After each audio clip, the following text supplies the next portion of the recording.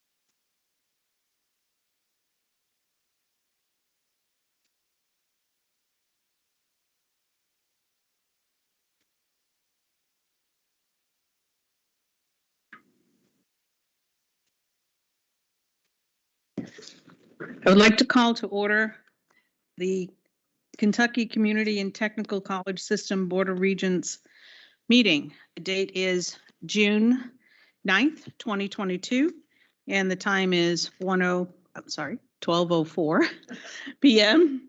And if I could please ask General Counsel Duncan to please call the roll. Chair Damaris, Here. Vice Chair Stevens, Yes. Secretary Fletcher, present. Regent Cox, Regent Finan, here. Regent Gallagher, here. Regent Girdler, here. Regent Green, here. Regent Hamilton, Regent Herdink, Here. Regent Jackson, Here. Regent Martin, Here. Regent Schaus, here. Regent Whitten, here. All members except for Regent Cox are present. We have a quorum. Thank you. For our external audience, just so you know, all members are present except for Regent Cox, except for two regents who are on Teams and joining us via video, and that would be Regent Jackson and Regent Finan. To begin our agenda for today, we're actually going to start with a presentation from our local college president. But before we do that, we are so pleased to welcome our new regent, Mr. Keith Hamilton, who literally was sworn in 10 minutes ago. And we are so glad that he was able to make time in his schedule. He has been recently appointed to the KCTCS Board of Regents. We're very happy to have him. And I am going to ask him to say a few words about himself so that everybody knows a little bit about our newest regent. And I'm Keith Hamilton, very excited to be here. I'm a native of Nashville, Tennessee. School affiliate for about 15 years. I'm a mechanical engineer by background. I own an automotive manufacturing stamping company in Springfield, Kentucky. Got 3 daughters. I had hair when I. But again, I'm really excited about being here. Understand this campus. So I'm open to thoughts. I can listen. Anything you need of me, questions, concerns, ready to work. Thank you. Welcome, Regent Hamilton.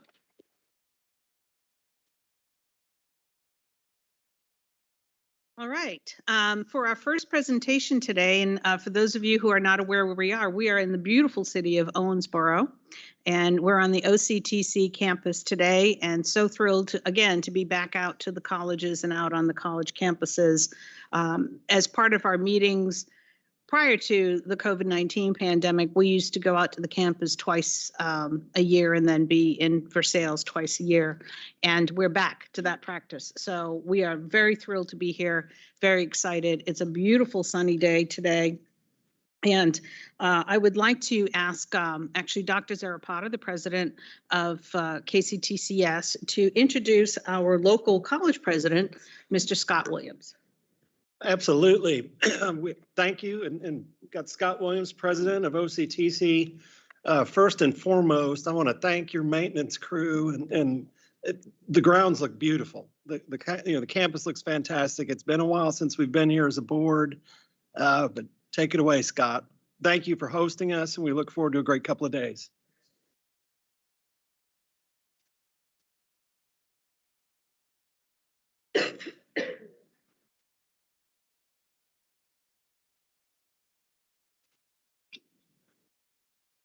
Welcome, Regents. We're excited to have you visit our humble campus and our fair city. So thank you so much for being here. Welcome, Regent Hamilton. We're glad to have you as part of the KCTCS board. So before I get started going over some brief remarks about the college, I do want to take care of a few housekeeping things. First of all, as Dr. Zarapata said, I really want to thank our staff here, our team here at OCTC, in particular our maintenance and operations department, but also want to thank these folks that are sitting over here, the wallflowers in the corner. Will y'all stand? Let's give them a big round of applause. They're the ones that have done all the work in preparation for you all of the last few days. So thank you for them. And I wanted to recognize those folks for you all. The second thing is, because you've probably, none of you or very few of you have been in this building. Case of emergency, we have exits either out this door to your left and out the front door, or through those two doors and out the front door in case we were to have a fire, something of that nature, an emergency. Also, if there's any bad weather, I don't think they're planning for any tomorrow. Today's gorgeous. I wish tomorrow would be that way. But tomorrow, if there is some rain and there is any bad weather, we have our weather or tornado shelter is right down this hallway. So if that was needed. Bathrooms are straight out that door on the right. So both male and female. So help yourself to those. So again, welcome. We're excited to have you and glad to have you on our campus. So a little bit of background about OCTC. We have 3 campuses, all found within Owensboro in Davis County. So about 8 or 9 blocks from where y'all are staying down on the riverfront is our downtown campus. It houses our workforce solutions team, as well as, and they kind of oversee our GED program. Skill Train is housed there, as well as our assessment center. So we do a lot of testing. I'll talk a little bit about that in just a minute. In addition, downtown, we have our veterinary technology program, and we have a working animal hospital. Now, we don't operate it as a commercial hospital, but we have a animal hospital down there for the vet tech program. And we also have a large art studio. A lot of the 3D art is done down in that direction. As we move south here towards the campus we are on, we have a campus just behind Davis County High School, the Southeastern campus. It houses all of our transportation programs, our radiography program, our EMT and paramedic programs, and our agricultural technology program are all on that campus. And we also have certified nurse labs, both at our downtown and our southeast campus. So a lot of nurse aid training goes on those 2 campuses. Everything else, all the other programming and all the other services for the colleges are housed here on what we call the main campus. Don't know why I got called the main campus. I guess because it's the largest campus, but where we're at, we call the main campus. And this is where most of the students and most of the team members at OCTC reside. We do have 2 instructional centers. We serve 4 counties, Davis County, McLean County, Hancock, and Ohio. We have 2 instructional centers. They're actually right across the street from one another. They're in Hancock County. Reason is Hancock County has a lot of heavy industry, in particular aluminum smelting and manufacturing. And a big, they've also got a big paper company or 2 there as well. So that heavy industry, we support that through lots of industrial maintenance, in particular technical training. So we have a center, we have a unique relationship. The site is owned by Hancock County High School. They lease it to us for nothing, and we use facilities to do training in. Just across the street, we have a welding facility to do welding training as well. As I said, we serve 4 counties. The total population in combined is a little over 150,000 people, about 158. Put that in perspective, Davis County is 100,000 of that. So most of the students that we serve come from Davis County. Our enrollment this past year in the fall was 4,111 students. That's up 5.3% compared to the previous fall. That's actually the largest fall enrollment we've had in 7 years. We're back over pre-pandemic numbers. Our spring 2022, we got really hit hard last spring by COVID. We rebounded from that as well. We were up 20%, again, above pre-pandemic numbers. Pleased to say this summer, our summer term, we're 10% above last summer, and again, well above pre-pandemic. In fact, we're seeing enrollment higher than we've seen almost since I will say the last recession in 2010, 2011, when enrollments really skyrocketed. This past year, we have done over 12,600 non-credit trainings through our workforce solutions enrollments. We have served 875 businesses. That's either with credit, non-credit, and/or assessment. So we do a lot of pre-hire assessments for many of our businesses in the area. if you look at our raw enrollment numbers, about a third of that is dual credit. So vast majority of dual credit is done out in the high schools, but we also do all our technical dual credit, as well as we have an early college program that is all done here on our campus.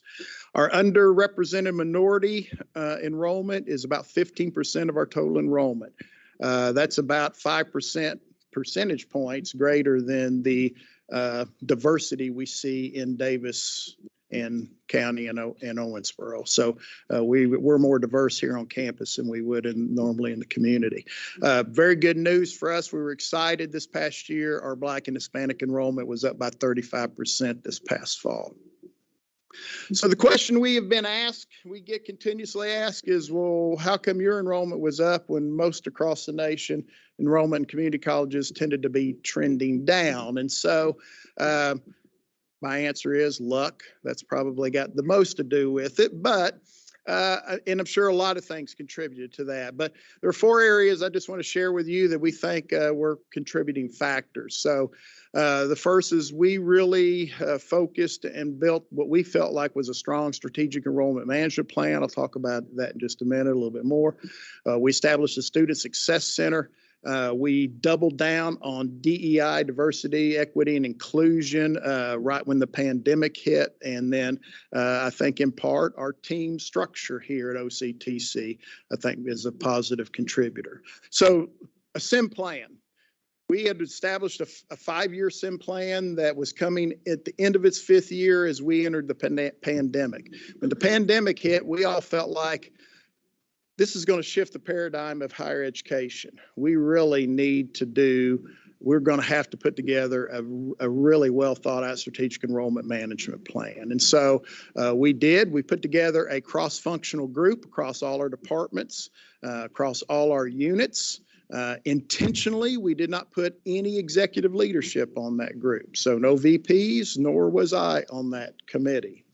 And that committee, and the reason why we did that is we wanted the team members that are in, that are actually out here on the front lines doing the work, we wanted them to own it and be accountable for what they thought were the actions and strategies that were needed for enrollment. And so they got to work in the late spring of 20, and we had adopted a plan by fall of 20.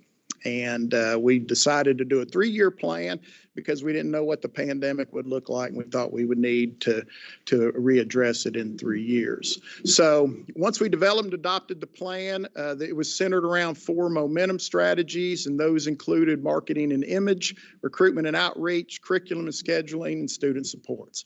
So all the objectives and goals were found within one of those 4 momentum strategies. We called our strategic enrollment management plan Moving Forward Together.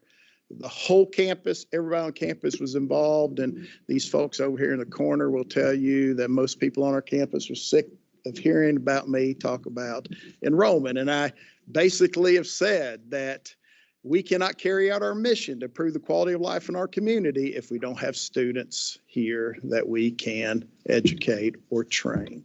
So without them, we don't need to exist. We certainly don't exist for us. We exist for this community. And so everybody bought into that. We moved forward. We took it a step further. We basically said, okay, within each department, because every department and every individual on this campus is directly involved and is important to students either staying here or coming here or wanting to come to OCTC. So everybody is involved with enrollment. So each department was tasked with coming up with a specific action step in each of the 4 management strategies. So each of the momentum strategies. And then what we did is we did a 4DX-like kind of a system. So they report out monthly on their action steps, where they're at, how successful it's been. And this spring, we actually had a celebration. So we got together, talked about the successes, highlighted those, and celebrated those successes. So we feel like this management plan has been an integral part in helping us at least focus on enrollment and move those strategies forward. And I cannot be more proud of our team members, all our faculty and staff. They have owned it. and they have held themselves accountable for making sure that our students are served and are successful. So our Student Success Center was the second contributing factor. We felt like right before the pandemic hit, we made a decision to actually establish a centralized Student Success Center. We already have a START Center, which is a centralized center, which one-stop shop. Students can come in and they can apply, enroll, get their financial aid. In fact, we do that so well here that a student can come in, they can literally fill out an application, and within less than 2 hours, they can walk out the door enrolled in all their classes for the semester. And so we wanted to make sure that our students had that kind of support, both academically and non-academically. So we made the decision, put a Success Center together. We call our Success Center the Pathfinder Den. Over in the Student Center, we actually renovated a space to house the center. We hired a team of success coaches and restructured some of our leadership and student affairs. And lo and behold, we get it going and the pandemic hit. But the team was very proactive. They worked remotely with students. And so we've now had that almost going on 4 years. We moved to centralizing advising for all our AA and AS degree students. So they all go through the Pathfinder Den. Technical programs still are advised by their faculty out in their departments for the most part, but they highly use it as well. We also made sure that we integrated supports that are not necessarily academically oriented. So what we found, like everybody else, especially during the pandemic, food scarcity was a big issue. So we established a food pantry with the help of our community. They've supported that, and that's been widely used. We also, through our resource development department, we raised the funds through community efforts to actually generate an emergency fund in which students can come in and get emergency loans to help with, you'd be surprised, I can't continue school because I can't pay my electric bill and those types of things. That has been very successful. And so they worked that through the Pathfinder Den. And probably our most unique partnership is with the Owensboro Transit System. So transportation, besides childcare and food scarcity, are probably the three big issues for most students. And so transportation, we decided, we reached out to Owensboro Transit System and said, is there any way we can form a partnership? They said, absolutely. So we subsidize a certain amount with OTS. And in return for that, any of our students, as long as they have an active student ID, can ride the Owensboro Transit System anywhere they want to go, as many times as they want, for free. Absolutely free. This year alone, we had almost 11,000 rides from OCTC students, and almost 2,000 students took advantage of that. That's up about 400 students from last year. And if I'm a betting man, I'm pretty sure it'll go up next year with the price of gas. So that's been a huge hit. The city, they're stoked about it because they can pat themselves on the back. We're stoked about it because our students are getting the assistance that they need. And that's really been a big hit for us. And if you kind of know, well, how much does it really cost you, Scott? Well, those 1,955 students, they're riding, it costs us less than $6 a student for them to ride for free. We double down on diversity, equity, and inclusion. Obviously, right when the pandemic hit, Breonna Taylor case was really in the news, and there was a lot of social unrest. So that became a very wide, campus-wide discussion. And out of those discussions, we said, we really need to we need to stop giving DEI lip service, and we need to move forward in this. So through those open chats, we decided that we would develop and put together a cultural competency work team. That team is still in place today. So it's been in existence almost through the fall will be 3 years. They sat down and they developed a lot of actions and strategies and ways in which we could enhance our diversity, equity, inclusion. And so out of their efforts, we have established a very strong welcoming campaign, OCTCS for all. We've upgraded our training. both mandatory training for all our employees, as well as we have a lot more professional development. We've hosted many guest speakers from Hassan Davis to Dr. Alika, and then the group right now is working with 3 other universities in the area, and we're gonna host collectively a regional conference in the fall, or excuse me, in the spring. Our faculty went through and looked at curriculum and developed initiatives within our curriculum that were DEI focused. During this period, we hired a new diversity director that really gave us a good shot in the arm. And through her efforts, she established a culture and competency newsletter that we now publish on a quarterly basis.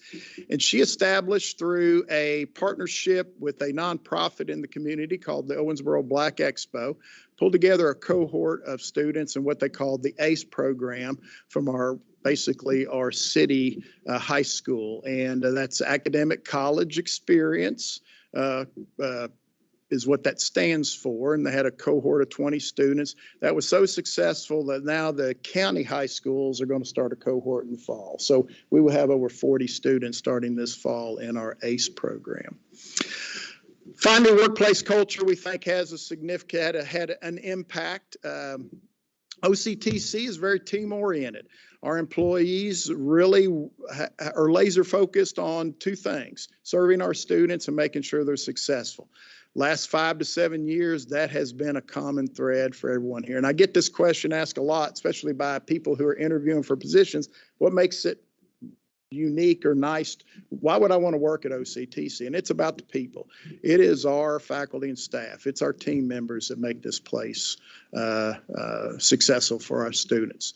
They really focus on the students first and put that forward. And so we really believe college is for everyone, even though we sometimes have community members that will claim college is not for everyone. It is. And so we really welcome everybody and think everybody has the opportunity and can succeed. And so we really encourage that.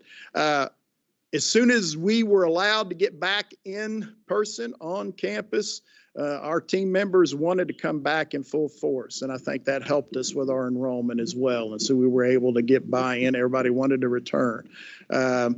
We have, I guess, for 10 years now through MindThink, and this is supported by the Chronicle Higher Education, we've been participating in their Great Colleges survey. I've been using that primarily to see what areas we needed to strengthen so to support our employees.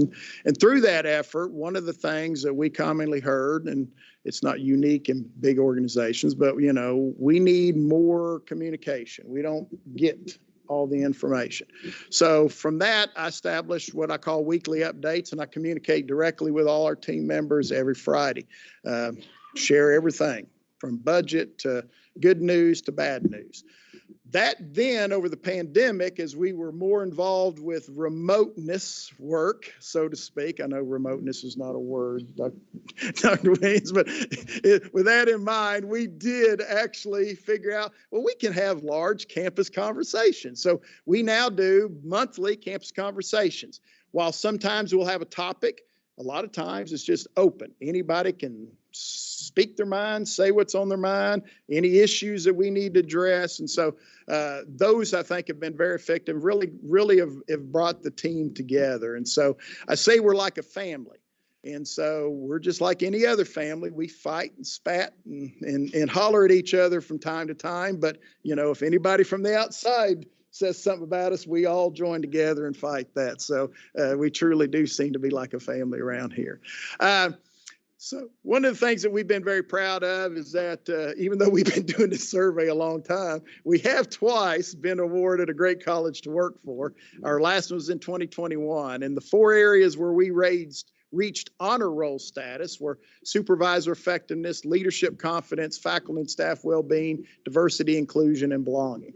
So I think you'll see some of the things we focused on, our team members really responded to that. And we're very hopeful about the recent survey that results will be coming out here shortly.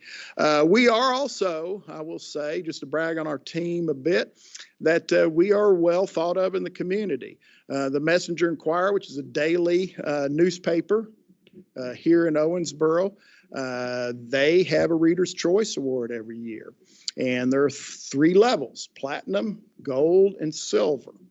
And so Reader's Choice, everything from automotive, doctors, to restaurants, to education. And we have 3 other educational institutions in this city. And the last 3 years, we have been voted by the Readers, Messenger, and Inquirer as the platinum level higher education provider in Owensboro. And that is actually four out of the last 5 years. Bernie and I are very disappointed we lost that 1 year to Kentucky Wesleyan, but we'll share the wealth. So as you all know, just like every one of our sister colleges are, we are really focused on innovation, efficiency, and making sure that we are really good stewards of our resources. So I want to highlight a few things for you all that I felt like you might be interested in this area. So first of all, you all are aware of the Kentucky Fame really kind of brought work and learn programs to the forefront 5-6 years ago. That was started at Bluegrass. And so we have established a local Fame chapter called Go Fame, and we do offer the advanced manufacturing technician. But we have really taken it a step further. We firmly believe in the work and learn model. So we've extended it to many, many different programs. So not only do we have Go Fame for the AMT, we have a Go Fame for computerized machining and manufacturing. We took the Go Fame model and used it for the Business Administration Associate Applied Science. And so now we call that Go Careers. In fact, U.S. Bank has been so successful with that Go Careers program, they have taken it national. We are now offering this across the United States to many of their banking locations that want to participate. A number of our manufacturers came to our Workforce Solutions group and said, you know, we've got lots of female production workers, but we're not seeing them advance into the skilled trades, the maintenance areas. What can we do to assist that? So we created the Go Females program, which is a work and learn that really provides underrepresented minorities an opportunity to move out of production into maintenance. Like everybody else, we really feel like that, you know, the future, we're seeing a lot more accelerated certificate programs. So we added work and learn models in welding and fabrication, which we call TechX. We have a construction and plumbing fast track certification program that is work and learn structured.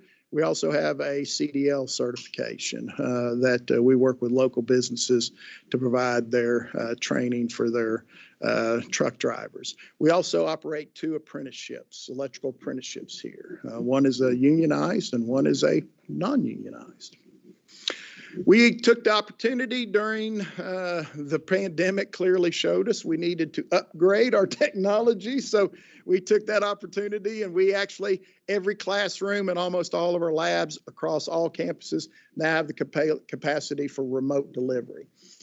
We even took in every building and we made sure that we had a couple of classrooms that could actually interact simultaneously. So we upgraded that. As a result of that, we really this last year saw a big uptick in online and hybrid delivery. In fact, this last fall and spring, we were roughly a third, and a third, which was, I thought, a pretty good mix. Interestingly enough, Dr. Salon and I were meeting today, and Dr. Beardmore informed us that, you know, our online classes for the fall aren't filling up, but all our face-to-face are. So we had to add face-to-face. Who would have thought it, you know, but we keep monitoring that and change that as needed. We increased our 8-week course delivery this past year, 100% compared to the previous year. We invested more than $2 million in new training equipment for our students, updated all that we could. We asked faculty what they needed. We made those investments and we try to stay current for that. And you'll see some of that on a tour. And then we have also moved, like everybody else, into healthcare initiatives to support that employment gap. Now, we've been able to increase our enrollment with 5% less staff. So we have become more efficient. 7 years ago, we had 5% more employees than we have today, and we got a higher enrollment today than we did then. We have really embraced contracting services. So we contract all of all of our janitorial services, some of our ground services, and some of our maintenance services. And those have really helped to shed cost and help us on the cost savings there. We've really ramped up marketing. So when I first came on as president, I doubled our marketing budget immediately. And we've really embraced the digital space because we get more bang for our buck. So Mary tells us, and I do believe she's right. It's working. And then, as I mentioned, we've already had the opportunity we've moved into P3 partnerships, public-private partnerships. One is, as I said, with Owensboro Transit System. Another one is big project that we have going on here in the region, a consortium of 8 colleges and universities in the healthcare industry, the Commonwealth West Healthcare Workforce Innovation Center. So that is getting ready to roll out. So all of that's kind of nice, but what good is it if it doesn't have any results? And so in a former life, I was a research scientist, and so I'm very data driven. So is this making a difference? This is our latest IPEDS data looking at retention rate. You will see that our retention has been growing for our first year students over the last 4 years. In fact, this year we had the biggest gap between our peer groups and ourselves. So we do think that what we're doing is making an impact. 3-year graduation rate over the last 4 years is also significantly increased, and that gap's widened with our peer colleges. In fact, when you combine our first year full-time student 3-year graduation rate with our transfer out rate, we're almost 60% of our students are either graduating in 3 years and going on to a university. So there's some regionals that don't have that kind of success rate around the area. So with that being said, thank you for being here. We appreciate your leadership and what you do for us here in KCTCS, and I'll be glad to entertain any questions. Thank you very much. Are there any questions from regents who are on Teams? No. Okay. No, I And didn't. any questions from the audience here? I have 2. Absolutely. You know you're not going to get off that podium. I without me would not have asking you expected that. Chair Damaris, go ahead. What do you have? I have 2. One is I really appreciate the focused efforts on enrollment as well as DEI. And these are focused initiatives with work teams in place. How do you ensure that they are sustainable long-term? What do you do they're very much continuous improvement minded and very Correct. focused, but how do you ensure that they become part of the culture long-term? So the way we do that is we have a series of committees. We operate, that shared governance model. So we have what we would call that are committees that roll over from year to year. So oftentimes, for instance, this is an example, we'll take these that started as work teams and we'll make them a permanent part of our committee structure so that we can continue. So that may mean the members may change over time, but the committee and its focus will stay in place. And so that's how we've been able to sustain those initiatives. Right. So it becomes a permanent agenda item, becomes a essentially. permanent agenda Even with the players changing, which it should It over should. time. Especially, well, DEI in particular,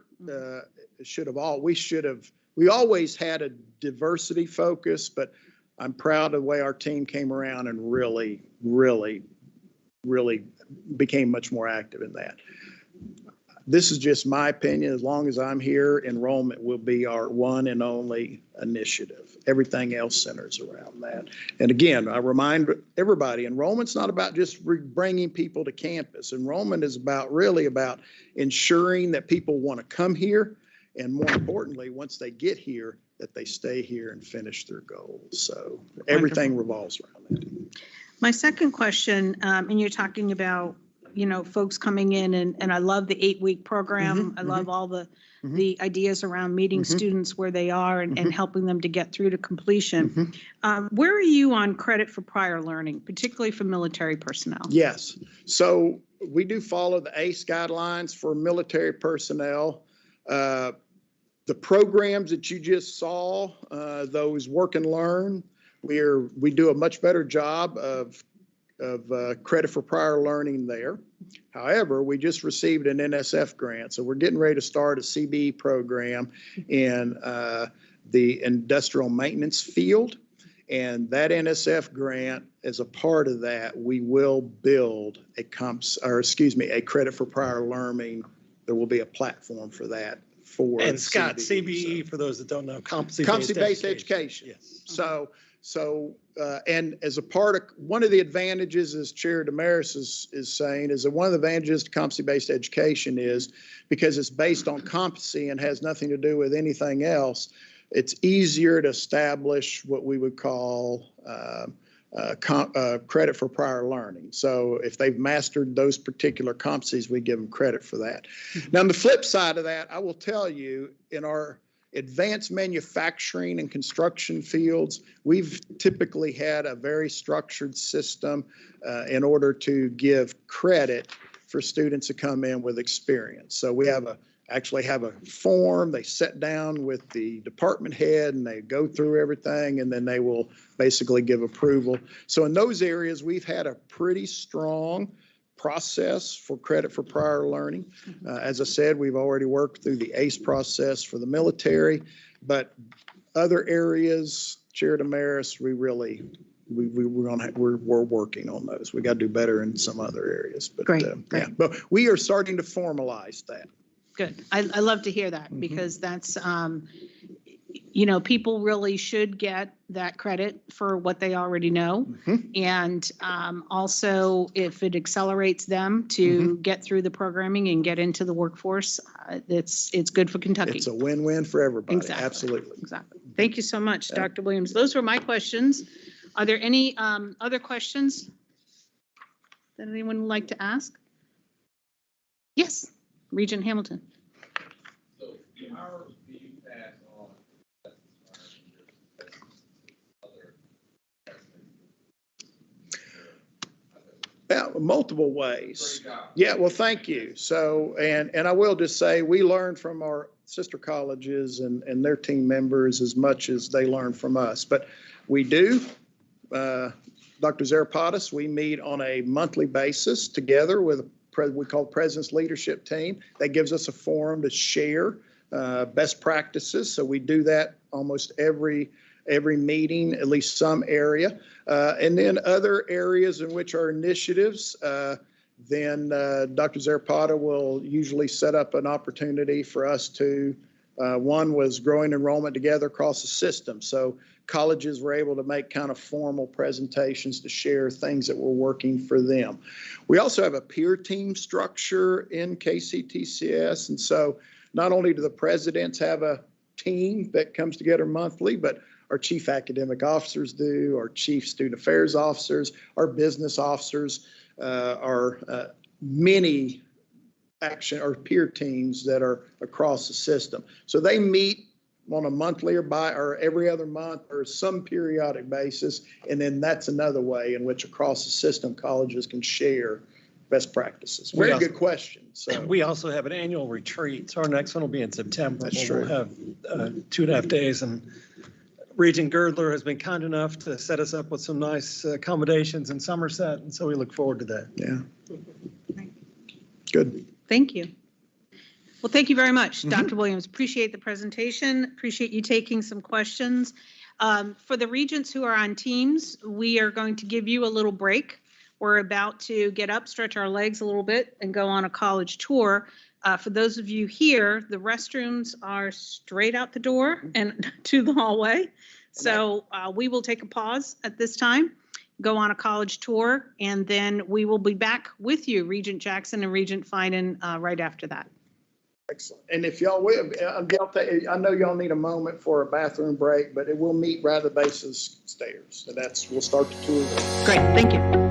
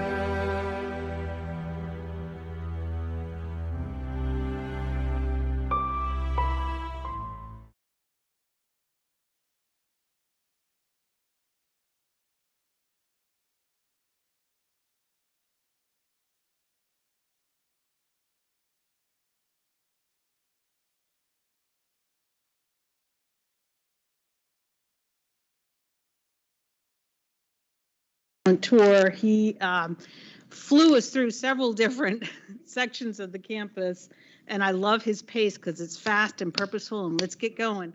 So thank you, Dr. Williams, for that. It was a wonderful tour. Got to see the welding area, some areas where folks are trained in electrical and other industrial manufacturing area. We saw some robotics. We saw an absolutely amazing area for allied health in terms of the mannequins that are used and the equipment that is used to simulate as much as possible real life. And so thank you so much, Dr. Williams. It was fantastic to see everything that you showed us, and you have some wonderful faculty representatives who were able to lead the way. We are about to go back into the rest of our board agenda items, but before we do that, I'm going to ask Dr. Zarapata to introduce quite a few of the college presidents who have joined us here for the afternoon session. Absolutely. First and foremost, I want to welcome a new representative here, Dr. Telly Sellers, who is our interim president at Big Sandy right now. Thank you, Telly.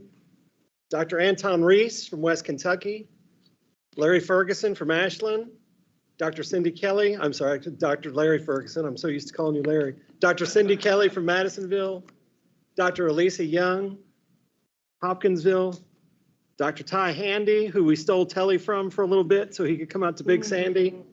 Dr. Kofi Akapo, he is back here from Bluegrass. Dr. Jason Warren from Henderson, Dr. Jennifer Linden from Hazard, and Dr. Fernando Figueroa from Gateway. We will have an additional two presidents here, Dr. Justin Payton, Dr. Phil Neal from Elizabethtown and South Central respectively, are winning awards for best places to work and are at that reception this evening. So we'll see them tomorrow.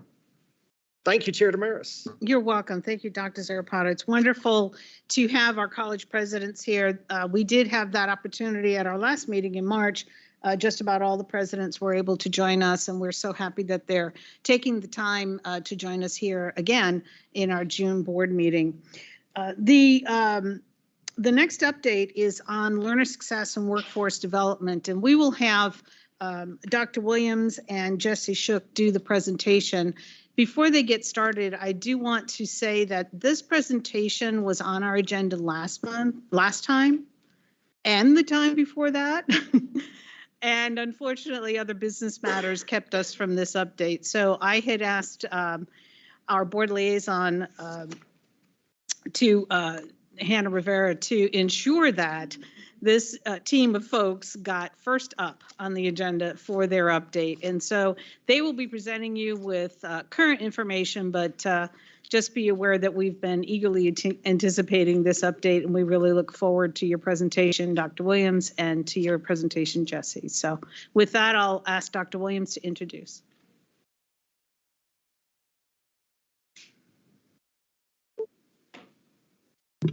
Thanks very much. We appreciate it.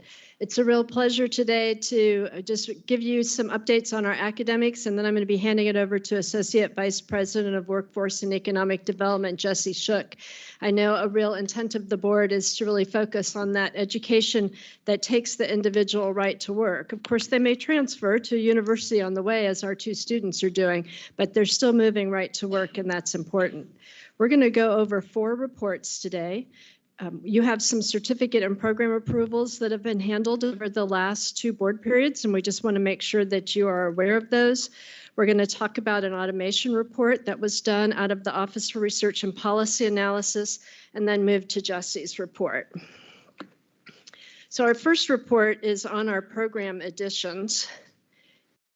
And I'm not sure if you can see all of these. Can you scroll down maybe just a little bit, please, Hannah? So as you all will remember, back in January, we made a change to how programs are approved. If the programs are currently in the catalog inventory for KCTCS, the college does not have to bring the program before the board anymore. They bring the program up to Dr. Zarapata. He and I reviewed the need for the program in the community, approve it at the local level.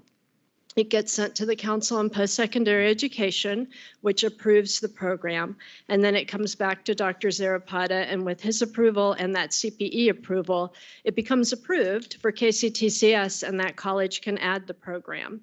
And so we have added several over the last 6 months. The last piece of that is to make sure that the board is aware that those programs have been added. So with this report, I'm ensuring that that has occurred. Now, if the program is brand new to KCTCS, for example, over the past couple of years, you have approved a prosthetic program at BCTC that was not in the catalog, that program would come to you all for approval. But programs that currently exist and are being added to a college inventory go to Dr. Zarapata now. So Maysville has added 4 Associate of Applied Science programs in aviation maintenance technology, health science technology, human services, and education. Hopkinsville Community College has added the Associate of Applied Science in computerized manufacturing and machining. And South Central Kentucky Community and Technical College has added the Associate of Applied Science and Medical Laboratory Technician. Now, many of these programs have embedded credentials, but colleges have also added certificates. So over the last 6 months, January through June, your colleges have added 6 Associate and Applied Science degrees, 2 diplomas, and 38 certificates for a total of 46 new credentials. So at the next meeting, you'll get sort of the opposite report, which is the number of programs that have been closed or suspended. It's important to us to keep our inventory current, and so we report on suspended and closed programs twice a year, but we report on additions 4 times a year. Next, I just wanted to give you a brief heads up on our enrollment. We actually are looking much better this fall than we have been in the past. This is a week-over-week enrollment for the same week in this term last year for fall. We're now looking at fall enrollment. This was 4 weeks into the semester, and you can see that we were up over the previous weeks.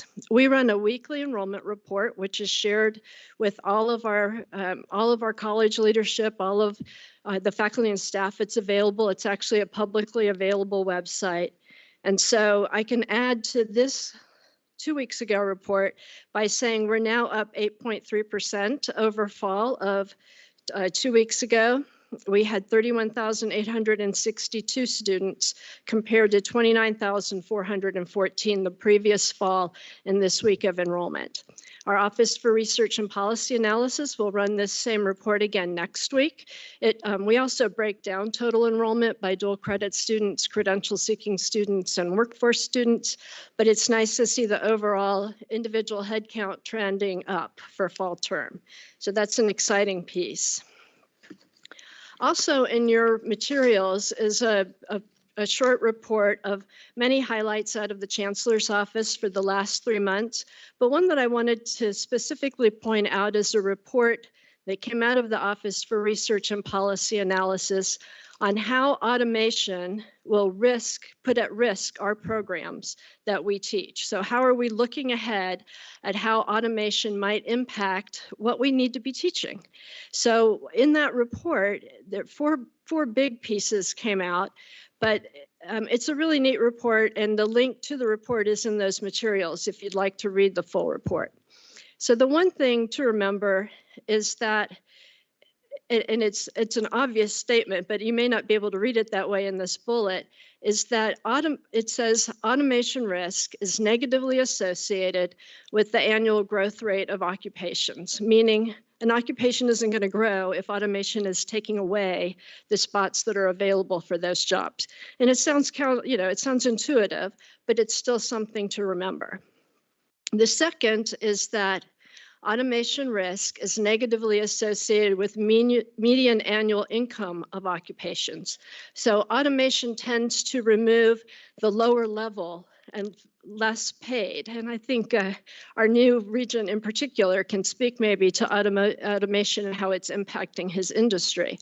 But for us, it's actually an opportunity because as you add robotics, you actually need a person with more skills to take care of those machines that are replacing lower paid people in positions. So if you look at targeted industry sectors, construction, manufacturing and transportation and warehousing will have above average automation, while healthcare and social assistance, because they have such high touch professions, will have less. So it's a really interesting article. It will help our colleges think about how to prepare for these changes in the workforce. And I appreciate that our Office for Research and Policy Analysis is looking ahead at how we can impact populations. So with that, I'm going to finish my report and hand it over to Jesse unless there are any questions I can answer. Thank you, Dr. Williams. Jesse, while you're getting settled, General Counsel Pam Duncan has one brief announcement.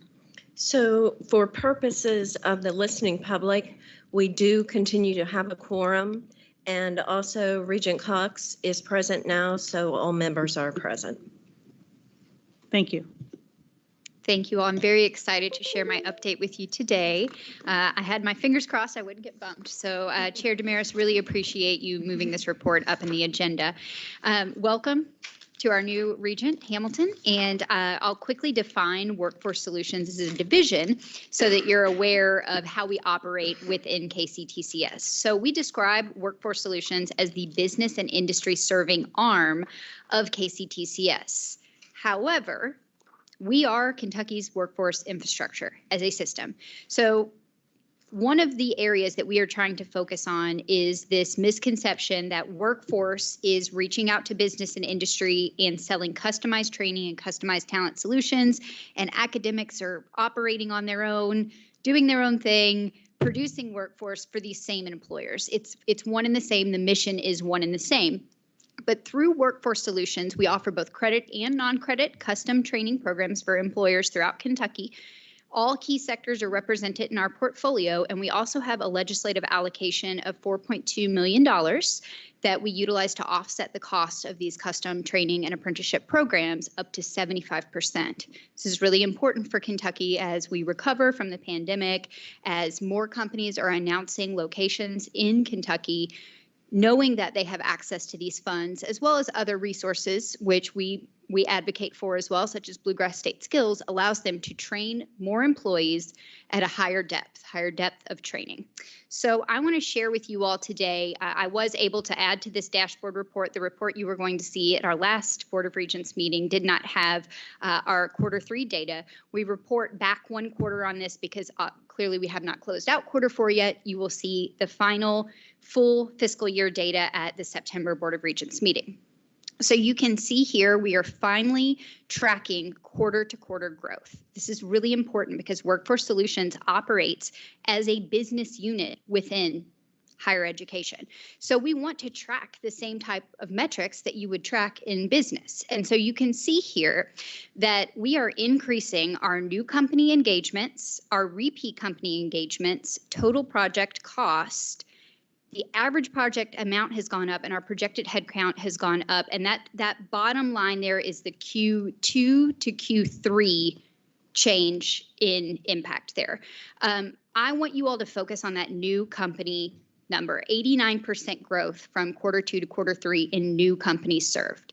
In September of 2021, we advocated to shift that trains funding model from a 50-50 split to a 75-25 split. Again, our objective here was to impact more companies at a greater depth of training. However, we were very cautious because one of the potential consequences of this could be that our teams would, rather than reaching out to new business and industry partners, simply elevate the amount of dollars that our current clients were getting. And it's really important that we increase that portfolio, increase the awareness in our communities, and continue to do outreach to new companies that we had not been previously serving. So we're really excited that these numbers are trending in this direction. It's showing that our teams are still getting out there. They're making calls to new companies. They're selling projects to new companies. And with each of those meetings, not only are they generating revenue for the system, but they're also raising the awareness of the value of KCTCS. They're able to advocate for our academic programs. Many times they'll meet with companies and they're able to sell a custom training program, but also that company is interested in hiring directly out of one of our academic programs, or they're interested in serving on an advisory committee. So that outreach really impacts more than just revenue and headcount. The numbers are trending up, and we are anticipating seeing the highest performing year in Train's history this year.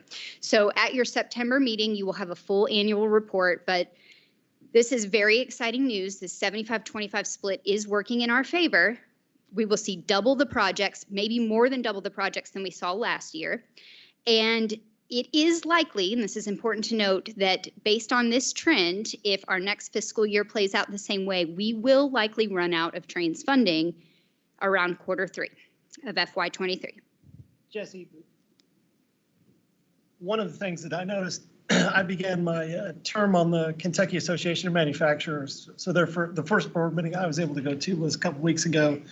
Many of the folks were aware of trains. They didn't know how to get involved in trains. How would one go about that?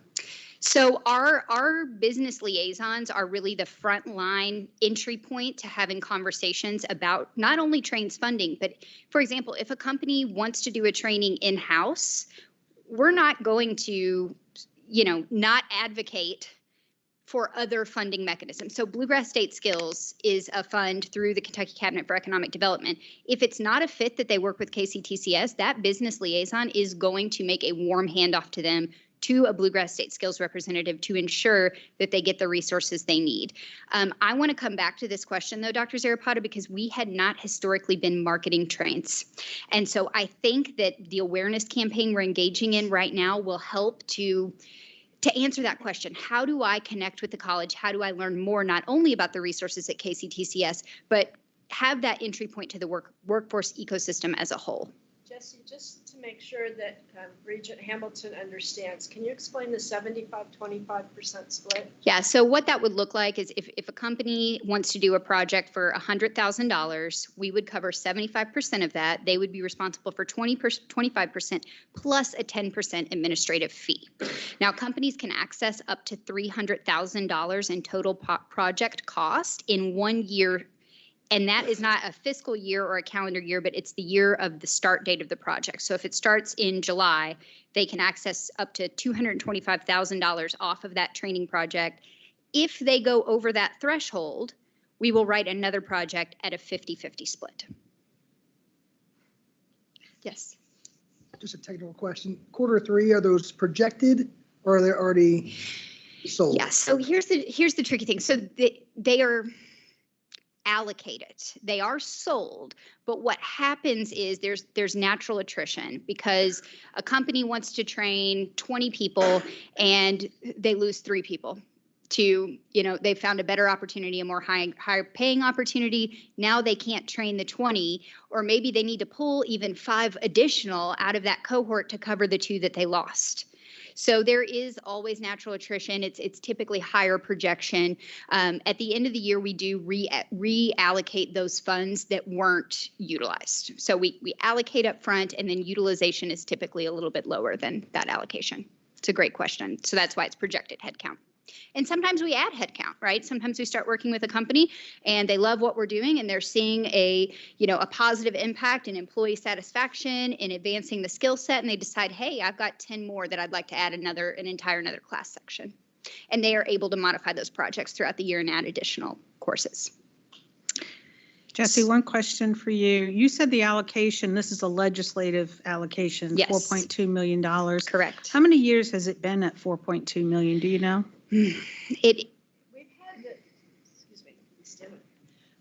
We've had the allocation for many years. When there's a general budget cut to the general fund, the funds have been cut. So it started at a little over 5 million, and over budget cuts across the last decade has gone down to about 4.25 million. But I think this is one of those things where if we can say, hey, we've spent all of our money, go to the legislature and ask for more. Yeah. And we did get a $5 million separate allocation for the Glendale project too. And that's important because your other statement was you think for the first time we're actually going to run out of money. Yes. And so, the last thing we want to do is leave money on the table. So I would love for Dr. Zarapata to be in the position to say, we have run out of money and we need more to continue this partnership work that we're doing directly with employers to meet their needs and also obviously provide the trained workforce that they need as well. So great job on this trend. Love to see us run out of money so we can demonstrate the quality of what we're doing and get more.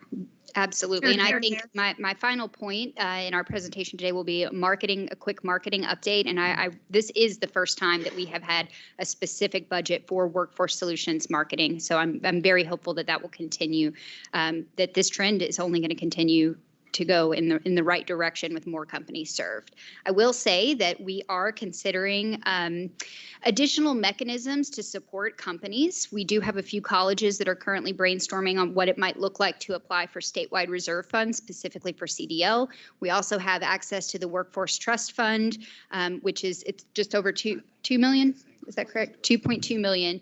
And that could be utilized depending on each college and their determination of what they'd like to apply for to expand CDL. You can see the last three numbers, the last 3 fiscal year CDL enrollments, and we are really adding a significant number of CDL enrollments. This is very, very important because all industries depend on the supply chain. This is also a really good example of college-to-college collaboration. To your point earlier, we're seeing for the first time colleges come together to facilitate statewide projects. And so the idea of a company needing to contact 16 different people to lift up 16 different trains programs is very taxing, and frankly might cause one of our customers to go elsewhere because it's just cumbersome.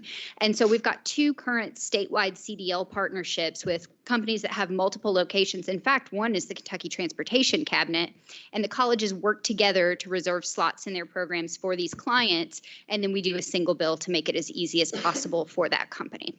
So this currently CDL is taking up about 1/4 of our trains budget. So again, we're looking for alternative forms of financial support for CDL. And then the last thing, Dr. Zarapata mentioned the $5 million special allocation for new economic development projects that are over $2 billion. We have committed a total of $3.8 million, not of that specific fund, but part of that $5 million special allocation, and then part of our standard trains allocation to support new economic development projects. That represents 12 commitments. They won't all come through. But this is really important because under Haley McCoy's leadership and Jody Wofford's leadership, we are now at the table with the Kentucky Cabinet for Economic Development as those deals, as those projects are coming to fruition, discussing the benefit of KCTCS upfront, discussing the availability of trains dollars upfront, so that as they're lifting up their project, as they're building their workforce, we're there linked arms as a partner in those projects. One more final note on economic development is that we are now giving the colleges the opportunity. In some instances, companies don't like to work with the state. Okay, that's just the reality of the world we live in. So they may be working with the local economic development organization. So the colleges now have the opportunity to come to us at System Office and say, hey, this company does not have a Cabinet for Economic Development allocation. They're working locally with a chamber or with a local economic development entity, and we're able to say, okay, let's take a look at the jobs, let's take a look at the skill sets, and allocate money for those projects as well, so that smaller or mid-sized companies aren't left out from this great benefit that they have. So we use Salesforce as our CRM, and we have a lot of opportunity for improvement in what we're tracking in Salesforce. It's always been seen as a compliance measure. So colleges were required, as they develop trains projects, to put that project into Salesforce. Because they were only putting in projects that were expected to close, our closure rate when I started at KCTCS was like 89%. I mean, it was, if we're that good of salespeople, we should be making a lot more money. And the fact of the matter is, we need to be tracking every opportunity because we need to understand our sales funnel more holistically. So the colleges are now, you're going to see a lower closure rate, but we're now really specific on at what point do you consider a conversation with a company as an opportunity in Salesforce. The colleges have, and our business liaisons have very clear definitions of what qualifies as a project, And at what point do you move that qualification into a proposal and price quote? I do want to be very clear, though. This is the easy part of tracking workforce impact. These are revenue generating opportunities, direct revenue generating opportunities.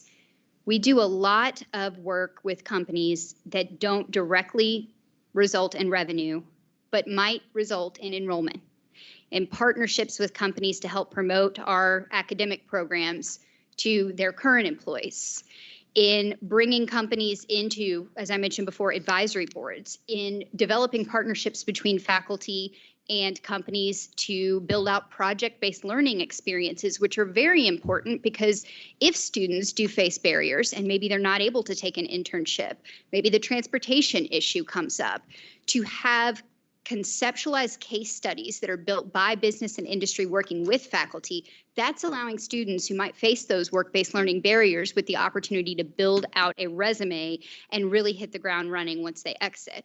One of the challenges that we often hear from companies is the supply and demand equation is not that simple. IT is a really precise example of this. They want to see candidates coming out of not just 2-year programs, but 4-year programs with 3 to 5 years of experience. So we have to give them the opportunity to build those contextualized experiences. With that said, a couple other updates that I want to share with you all. In fall of 2021, recognizing the importance of work-based learning opportunities, we decided to put out an RFP for a system-wide platform. And at the time, a couple of our colleges were already using Handshake. As we were meeting with business and industry partners, and we ask a lot of questions when we sit down with companies, we do a lot of listening. We do some selling of customized training, but also we want to understand their pain points, both acute and long-term. And when we ask, how are you sourcing your entry-level talent? They all say, we're on Handshake. We're on Handshake. In fact, our marketing division is on Handshake, and we have a very high-quality pool of marketing interns every year coming from our 4 years who are on Handshake. Handshake originally was not allowing 2 years to engage, and they realized that that is a tremendous mistake. And so we're one of few 2-year systems that is currently utilizing this platform. We're in the middle of a system-wide rollout. This was the first RFP in quite some time, from my understanding, that all 16 colleges came forward and said, yes, we desperately need this. And I can tell you from my perspective and my colleagues' perspective at the system office, when we get a call and they say, hey, I'd like to recruit from Hazard, from Somerset, from Henderson, and from the Jefferson area, that's very problematic because we have to connect that company with 4 different colleges. Within those colleges, it may be that they're recruiting from 2 or 3 different programs. So that in and of itself, you're looking at maybe a dozen connections from a company just to source statewide talent for KCTCS. So this platform allows companies to go in and say, hey, I'm going to select these 4 colleges, and our students will know that those opportunities exist. This is going to be a game changer for us in tracking work-based learning participation with students. But it's important to note that there are 7,000 Kentucky companies, more than 7,000, already utilizing Handshake. We must go where the employers are. And that's why this was, this platform, we knew this is what we wanted, but none other really stood a chance in the RFP process, knowing that that number of employers are already engaged here. So the rollout is phasing 1 college, 2 to 3 colleges at a time. We hope that all colleges are on board by next summer, but again, we will, for the first time, be able to present comprehensive data on work-based learning and full and part-time job opportunities that students are securing through Handshake. So let me stop there and see if there are any questions on Handshake before I move to the next topic. This is Karen Fine. If I could just make a quick comment, we use Handshake quite a bit for our recruiting efforts, and it's been very efficient.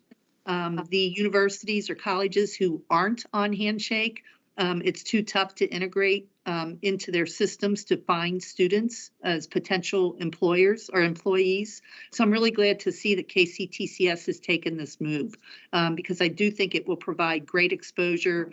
And with my organization having used this system extensively, I do agree it's a very strong system. Thank you so much. That's really great feedback, and that validates why we are investing in this system. We certainly don't want our students to miss out on these opportunities because it's too difficult to recruit. So this is a project that I'm very excited about. It's called Education First Employers, and I want to give you a brief update. I've included this kind of sad map that shows our labor force participation rate as it relates to our surrounding states.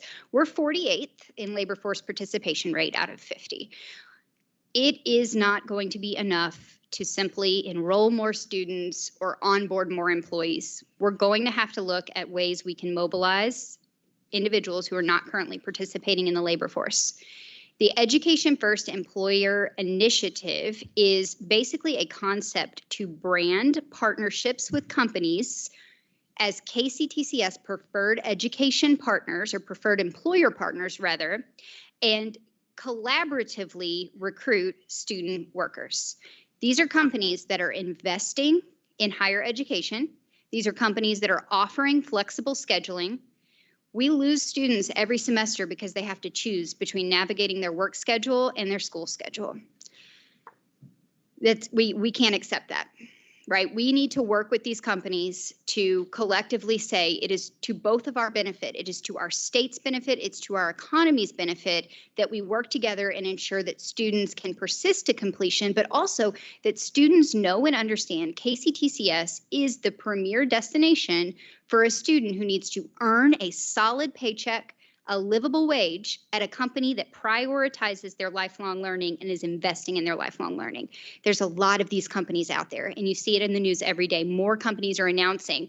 Costco, Target, Chick-fil-A. I mean, the list, I could sit here all day and do a filibuster on this list. We need strategic partnerships with these companies. This is a benefit to the company because their employees are incentivized to show up, be productive at work. They're excited to be at work because their employer is investing in them. So it's a retention strategy for lower skilled positions, but it's also a talent development strategy. So you take a Costco, for example. Yes, you're keeping folks in some of the high churn, lower skilled roles for a longer duration, but you're also investing them potentially in managerial pathways if they're pursuing a business degree. If not, and Russ Cox, your model, your team working UPS, the Norton and UPS partnership is a gold star standard in this state. If there's not opportunity for those individuals to move up within that organization, and UPS, my friends there, they know it, they understand it. Not every package handler is going to become a supply chain manager. So the idea here is we'll be building a network where you would stay in that entry-level position and then you move on, right? So the package handler to RN pathway is one really amazing example of success that builds a high-skilled talent pipeline, but also maintains some of these lower skilled jobs and the workforce in these jobs that our economy really does depend on at the moment. We need, when we order from Amazon, we're expecting that package there quickly, right? So we have a work group that's been established. We've got representatives from several different divisions and several different colleges throughout KCTCS. We'll be meeting at the end of June. We're going to determine what these qualifiers are. They'll likely be fluid qualifiers because some employers might have a full tuition upfront payment, but maybe they're not providing paid internships, right, within academic pathways. So it will be fluid, it will be flexible. But once we have those qualifiers designed and developed, we will then be working with marketing to create the brand strategy. And then the other piece of this is an asset map. We don't have an asset map of our employer relationships across the system. We've got data from advancement. We've got data from Workforce Solutions. Our academic programs could tell us about their relationships with business partners, but we really need that comprehensive look at where these relationships already exist so that we can grandfather in our current employer partners, but also look at where we've got businesses that are maybe participating in job fairs, but we haven't connected them to Workforce Solutions, or we haven't talked about the opportunity to build out a scholarship. So all of this rolls into a larger strategy to increase the depth of engagement with our business partners across the system. And then the last thing I just want to share, as I mentioned, we are, for the first time, investing specific dollars in marketing of Workforce Solutions.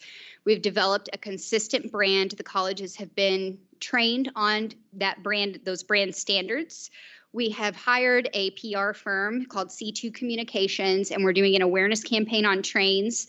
Some of the presidents know, and this has already happened at many of our colleges, C2 is working with our new special projects coordinator, Kelly Heckman, to go out to every college and film a video that showcases the student experience, that showcases that balance between a strong job at a quality employer while they're engaging in upskilling opportunities at their local college.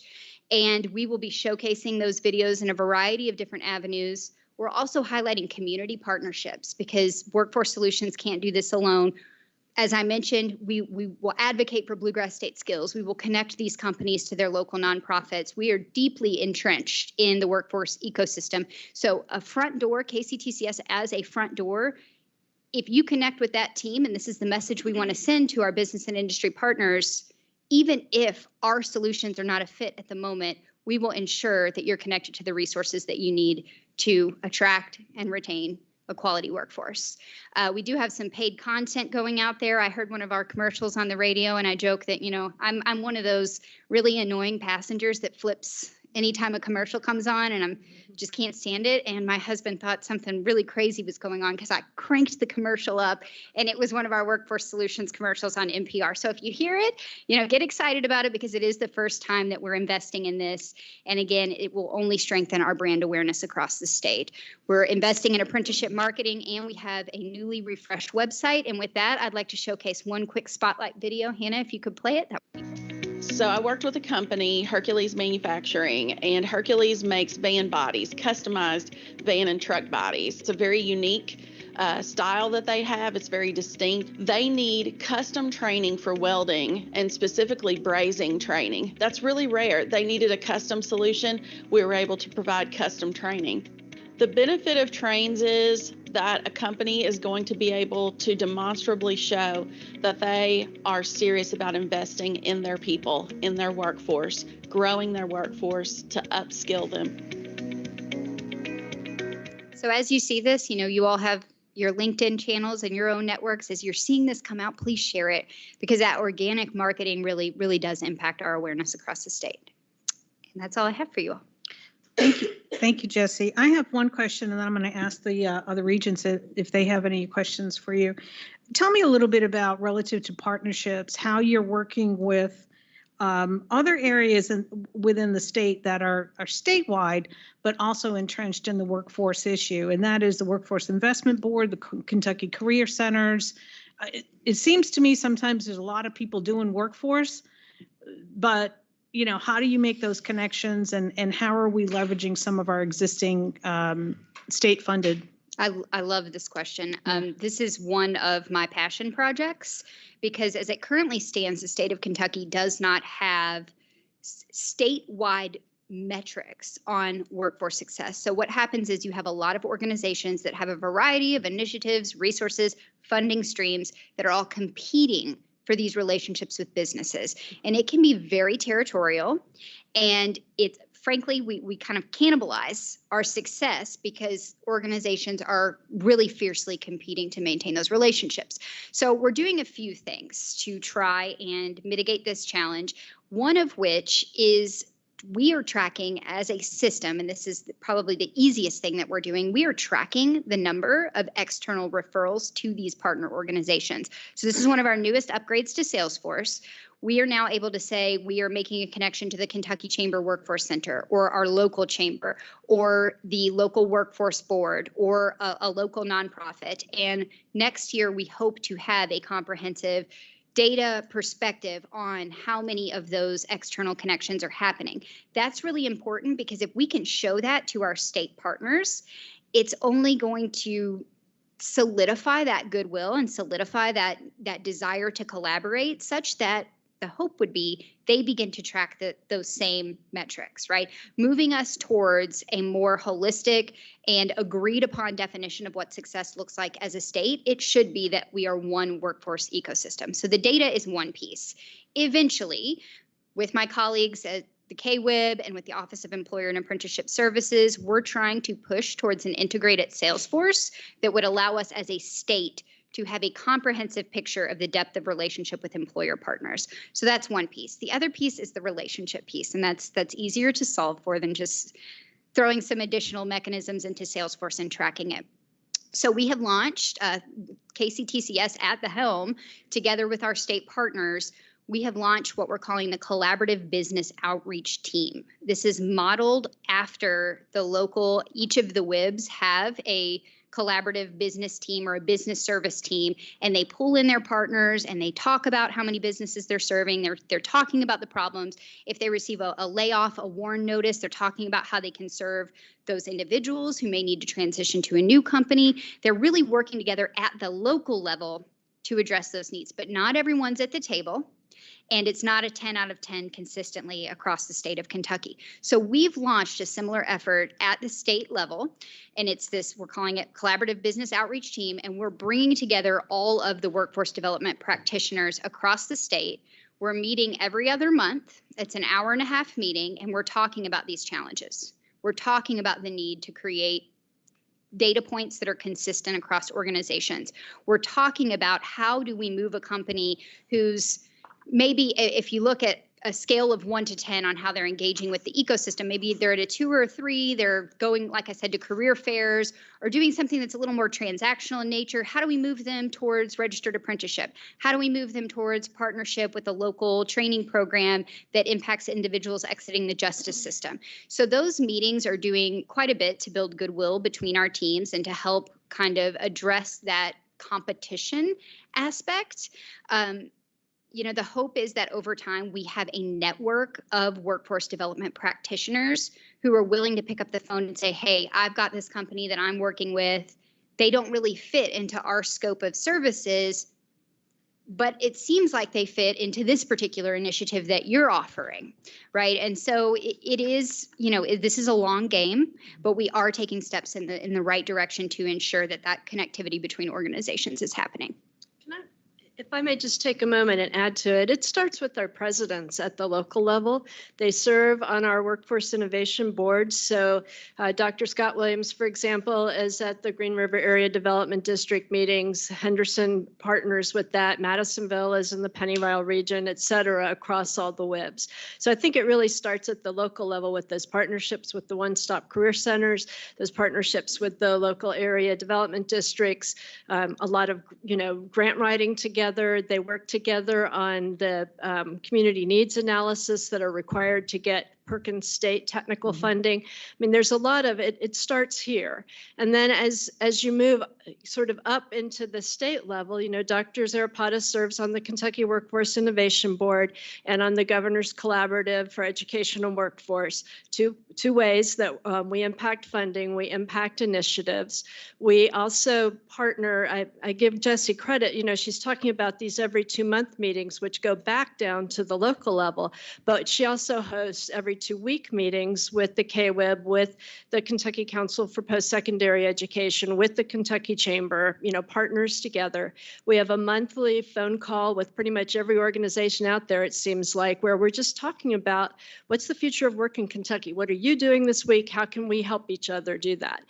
Dr. Larry Ferguson serves on a couple of the Kentucky Chamber talent pipeline management partnerships. Our workforce solutions folks are local area ambassadors for that. So, you know, we go up and down and crossways. I really feel like over the last 3 or 4 years, there have been some extraordinary partnerships and relationships. And it starts with our presidents and their workforce solutions, and it moves up to the state level with Dr. Zarapata and his team. But we are at every meeting.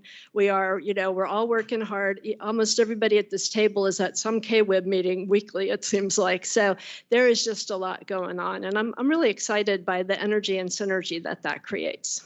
And you mentioned Chris, if I could ask a question. Oh, I'm sorry. Chair Damaris, can I ask a question? This is Karen. Yes, go ahead. Chris, I'm really interested. I mean, how formalized are those expectations of the presidents and the local teams? I know Fernando, Dr. Figueroa is in the audience. He is extremely active with the local GROW component through the chamber and also the Workforce Investment Board. But is there a formalized expectation? Is that measured?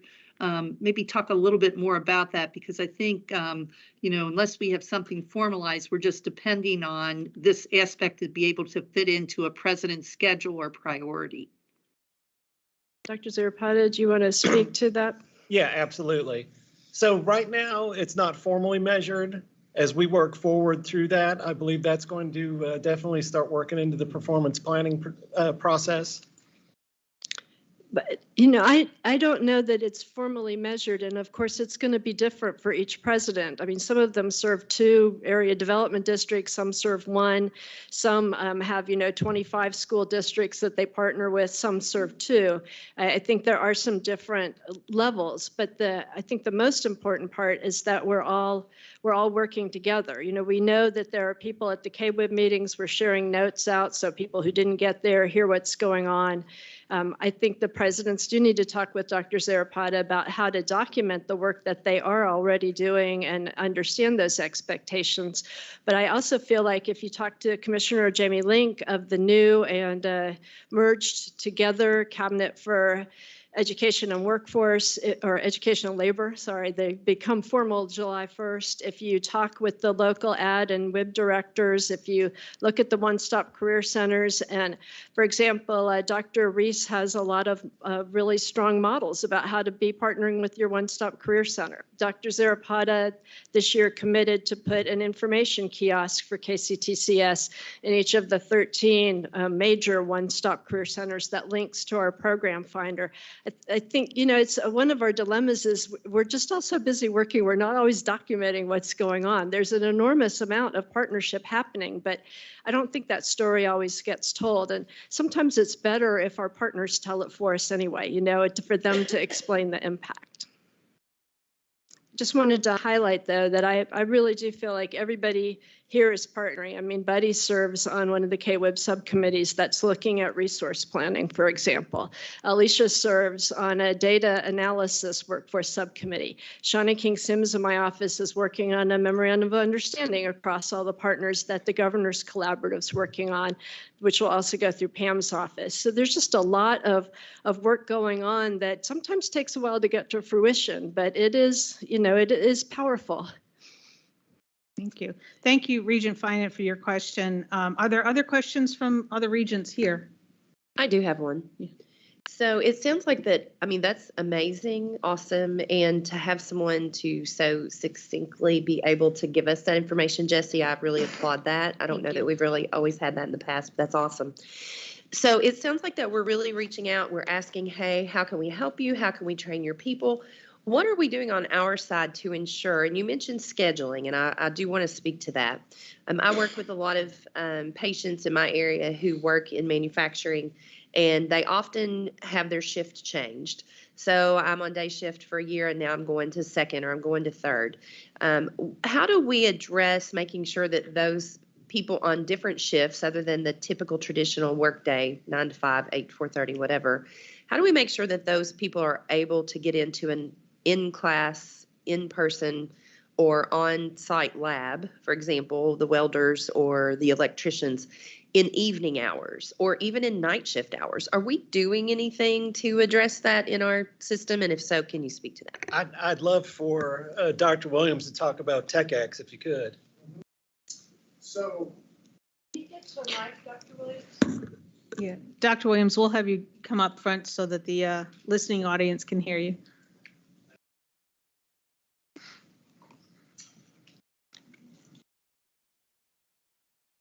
So that's a really good question, and there are a lot of models across the system. So I do know, for instance, Sky CTC down in Bowling Green, they work a lot with having open lab systems, so the student can come to campus one day a week, and they can choose the time. It's open all day and night to do their laboratory. So the student can just say, I'm on a swing shift system. So for 3 weeks, they can schedule, I'm going to come to the lab X, and then when their swing shift shifts to the night, then they can come during the day. So that's one model that's used. Dr. Zara spoke to one of the ways we're working with our work and learn models is we run a day and an evening. And then as a person's shift changes, so they can just move their educational component. If they go from the day to the evening, they can then turn around and they can then shift their educational time from nights to day. And so you see how we would just reverse that. So that's one of the ways we handle that here. So we do give the opportunities. The other way, a lot of the schools work with this, again, is utilizing, it's the old Kellogg's open lab model in which the lab is opened, and if they have to come in and get their in-person time, they can schedule to do that. I think another way we're working with this is you saw that today demonstrated using the technology that's available so that we can easily, a student can be flexible. They can come in if they can come in, they can work from home remotely in real time if they want, or they can do things online asynchronously if that's available. So again, I think there are multiple ways to address that. I do know that all of the community, all the 16 colleges in some form or fashion are addressing that, Regent Fletcher, in different ways. So Would love to see the data on the success of those programs Yeah. and how many students actually utilize those off hours. right. So I can tell you, speaking strictly of our work and learn programs, so the success rate is double that what you would see in a traditional model where you force them to come so many days a week and you can only come at that time. So for us here locally, I can just tell you, we have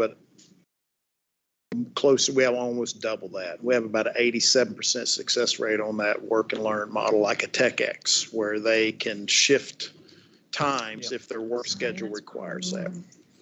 I was just going to say, I feel so confident in my strong voice. One of 9 kids. I'm good at projecting. Just one really, really quick note is that the education first employer concept, phase 1 is defining what that criteria looks like, building the brand and establishing those partnerships. Phase 2 is employment conscious educators. And so I've got a whole project plan in place where what will we be doing to advocate for that flexibility on our side as well once those partnerships are established. I just want to be clear that that is part of phase 2 of that. The only other thing I'd add, and it's not as successful as one would hope, but sometimes stuff just happens to people. You know, they have a death or illness in the family or something.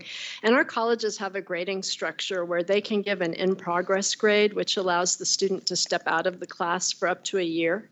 They work through an arrangement with the instructor and then work out a way to step back into the class. Now, I'm not saying they always come back. Sometimes what's happened to stop them prevents them from continuing, and it may be more than a year. But they can kind of pause what they're doing and come back without really having any academic penalty against them. And I think that's been real helpful. We saw it used especially during the pandemic as people's lives were really fluid. But we have another grade that's like an independent study that has a specific contract, but we have tried to be really flexible in our academic grading structure, and I think our colleges are really great at helping students step out and step back in. I just wanted to add that as an approach. Does the in-progress grade in any way affect our performance funding? It does not. They don't count as a completer, I mean, until they complete, but it just allows them to step out of a class. So it's not like it's they're not earning a credential that would impact the performance funding for earned points for a credential, but they're not being counted as lost, particularly in a harmful way. Thank you very much. If there are no more questions, I want to give a big shout out to both Dr. Williams and Jesse Shook. We got you in. We got you through the presentation. We are so fortunate to have you with us and doing this work. I do want to congratulate Dr. Zarapata, who made the decision early on in this year's budget cycle to put some actual money on the table to market what we're doing in Workforce Solutions. And it seems to me that was part of the problem. There were just a lot of people who didn't know what we were doing, how we were doing it, and how we could help. And so I applaud you for what you're doing. I want you to continue doing it. And I would love for us to run out of trains money so we can talk about getting some more. That's the goal. That would be the goal. So thank you so very much. Appreciate your efforts. We are at, I'm going to have to back it up. Is that really 2:45 or, yes, correct. 2:45. Sorry, my brain's on Eastern time zone. We are in the Central time zone. We do have 2 more updates to go. We have one update that Regent Fletcher's going to lead for us, and then one that Buddy Combs, who's from our Finance Administration area, is going to lead for us. I'm going to ask the group if you would like a quick break before we launch into those. I see Regent Witten nodding her head yes. All right, we're going to give everybody a quick 5 minutes, and then we will come back in 5 minutes to resume.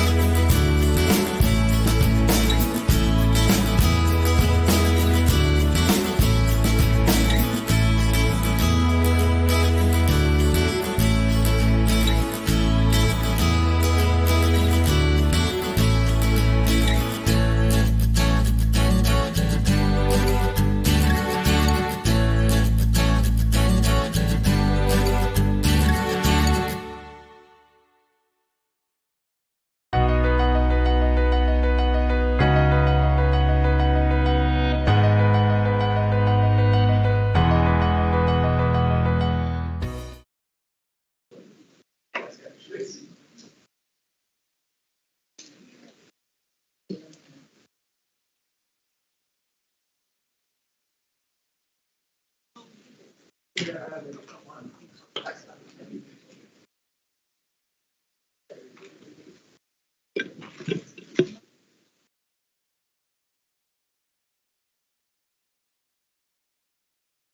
right, we are back from our break. Appreciate those folks watching us from the outside world to give us a few moments to have a short break. At this time, I would like to ask Regent Fletcher to present an update from the Resource Optimization Committee. For those of you not familiar with this committee, it was started as an ad hoc committee, launched at our March meeting, and the group has been working since then. And thankfully, Regent Fletcher was willing to chair that group.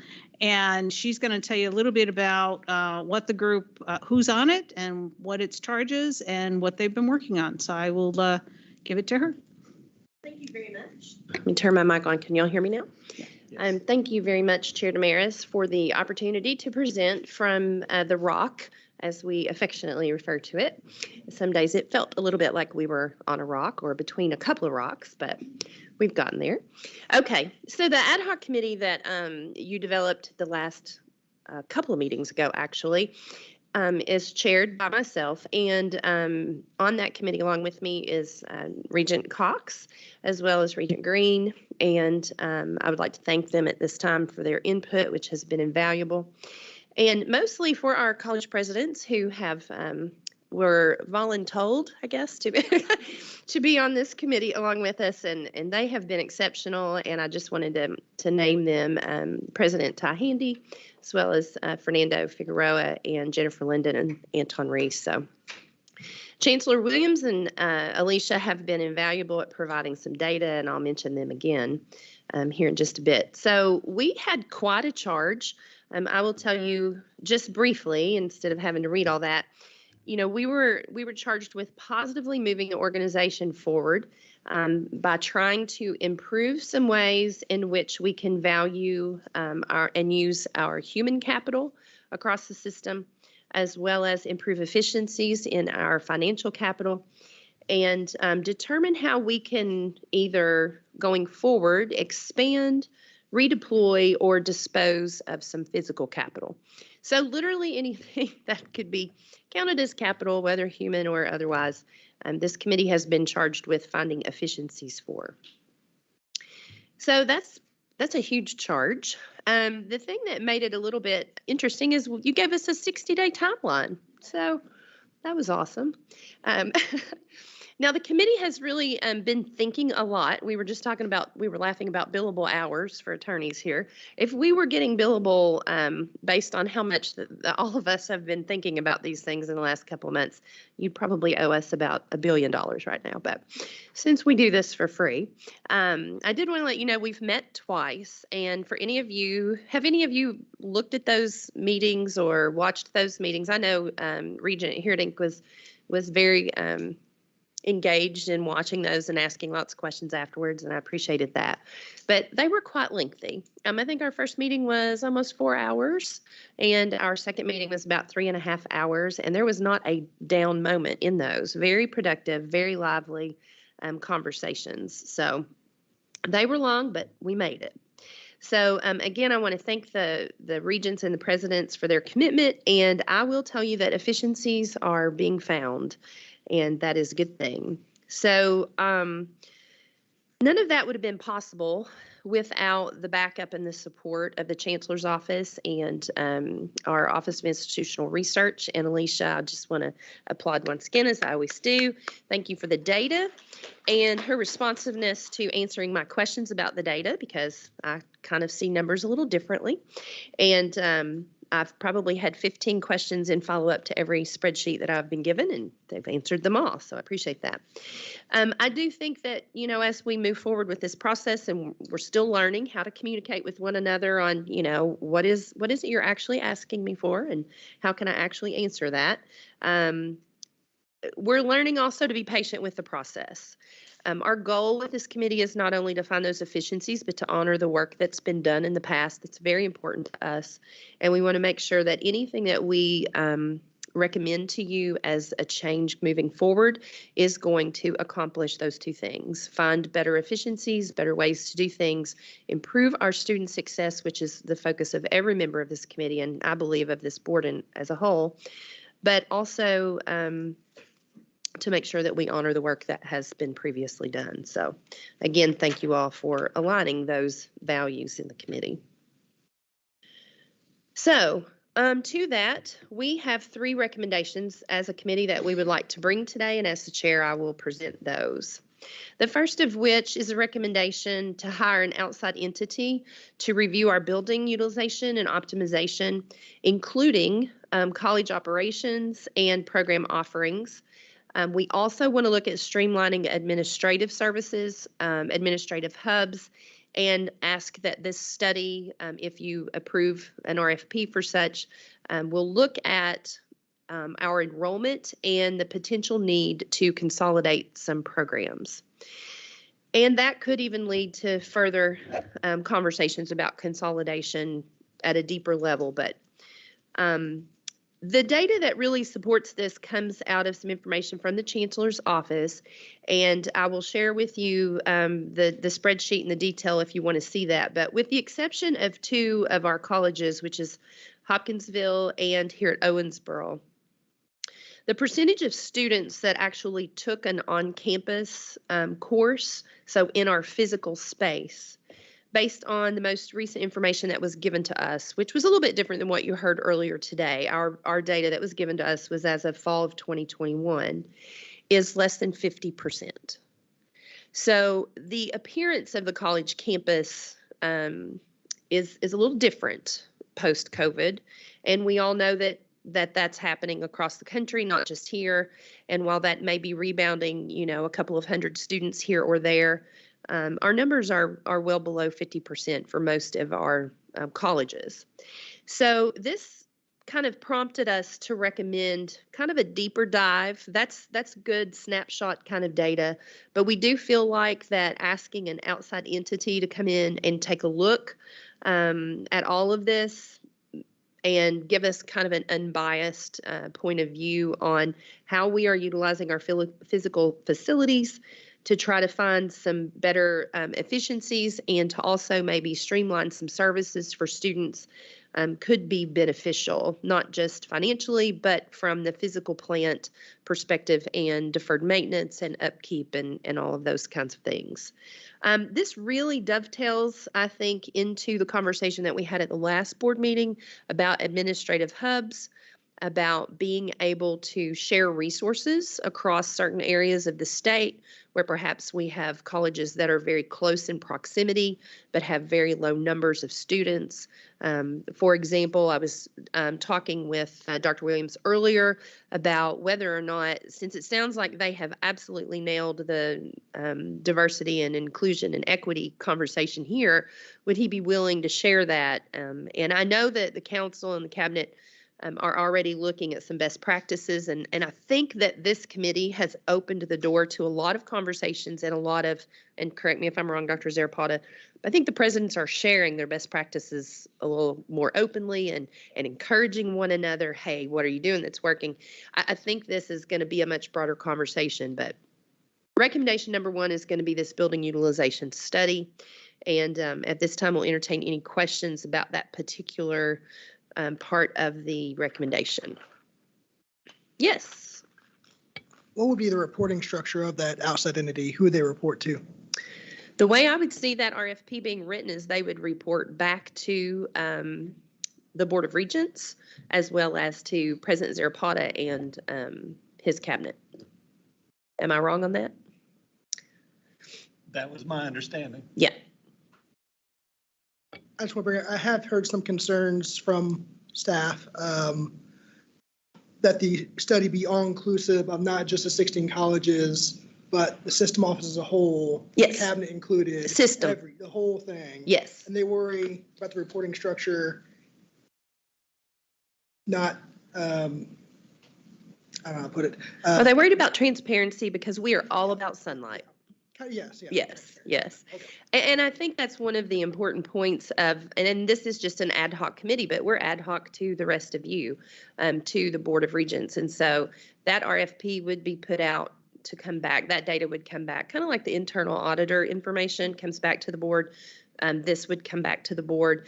But of course, again, we can't do what we need to do without the support of the whole team. And so we wouldn't exclude them from that, but it would come back to us and then be our charge to do something with it, right? Right, and I would remind Regent Herdink and any staff members who are concerned that everything we do is open record. So if they have concerns about what is in the report, that they are certainly able to go through my office and request a copy. The thing I am most excited about is the feedback that I have received, and it's amazing how many employees and staff watch, and I mean, they are so engaged, and I love that. The feedback that I've gotten is it's very positive. People are very excited to see that we are going to take a deeper dive and look at data that is collected from an outside source and, and really be as detailed as we want it to be. We'll just have to decide what we really want to see. I'm not about just data. I want to make sure we're measuring what matters. And I think, before what we saw was an estimate of a snapshot of a whatever, and, let's put some things on a spreadsheet. And I did learn from our presidents who were very engaged in this. Some of them are just exhaustive in the detail in how they're tracking their building utilization and how they're utilizing their physical plant services and all those things. But not everybody is doing it the same way. And again, as we have talked about over and over, the inefficiencies of 16 different ways of doing things. Jesse just made the point for us that when all 16 come together and we're a united front and we, it's a much better product. And maybe this is another opportunity to bring everybody together and get one way of doing it that really works, with the allowance of some flexibility for the individual, local areas or whatever. But I think this is a good recommendation, and unfortunately, I don't have all the answers, but I'm hoping that an outside entity will be able to help us get closer to the answers. So, and I don't know how you want to do this, if you want to vote on these individually, or if when we go to the board meeting tomorrow, it'll just kind of be a package deal. I don't know how that works from a parliamentary procedure standpoint, but this would be recommendation number one. Right. So I would say that because there are three separate recommendations, that you could vote in many different ways. So if you began the vote as a package, then there could be amendments to the vote. So what I would say is that it would be more efficient to vote on each recommendation separately, so you don't have to go through the amendment process. Okay. I think that's fair. And I think it makes sense for us to, if we're going to take those vote actions, to take them tomorrow so that people have a chance to digest and even ask Regent Fletcher, or we have several of the college presidents who are on the team here, any questions that they might have. I will say that this particular recommendation, I fully endorse it and think it's the right way to go. KCTCS is not unique in this issue. There are many colleges, universities, and particularly community colleges as well throughout the nation who are undergoing similar studies like this.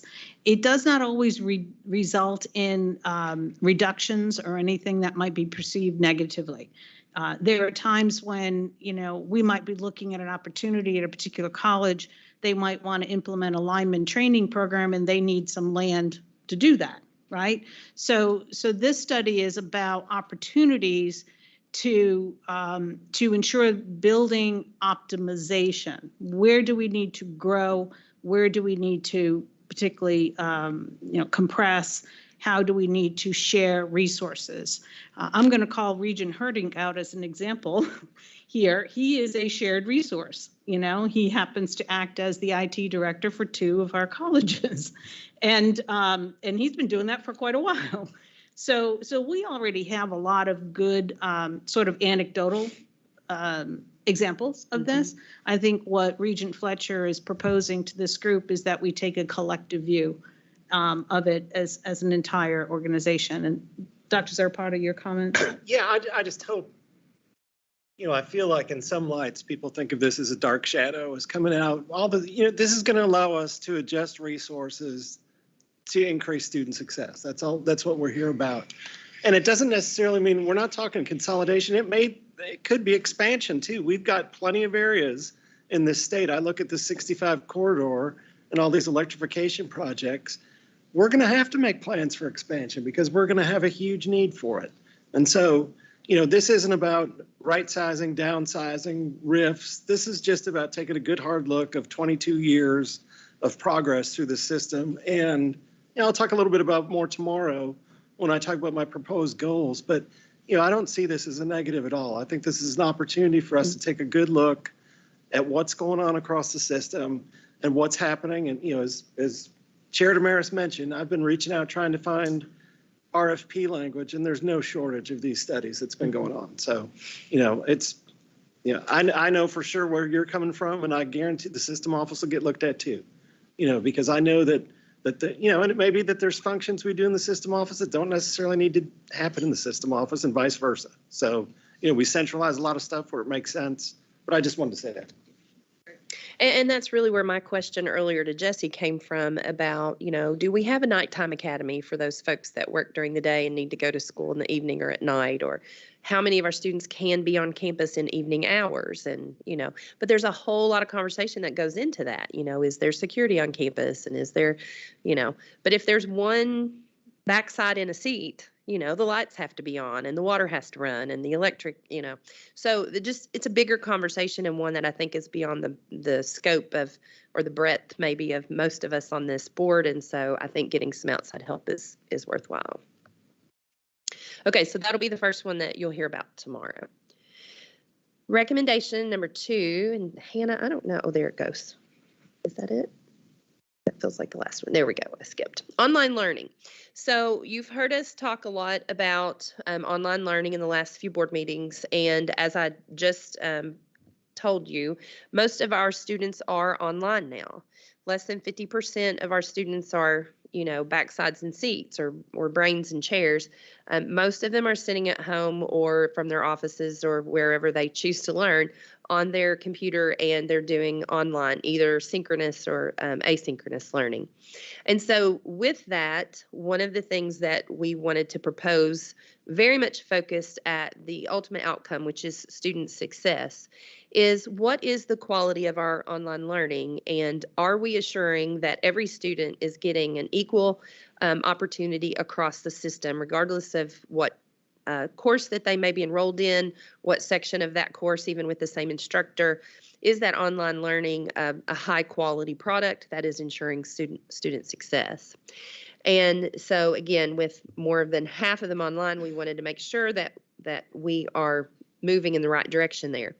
So we have learned from our college presidents that participated and then some input from some students as well, that KCTCS, and from the Chancellor's office, don't want to leave them out, KCTCS has these essential standards, policies, procedures, reviews, timelines for implementing online coursework that are, they're out there. They have a very nice plan that they can present not only to CPE or to accreditors, but anyone that asks, oh, here's how we do online learning.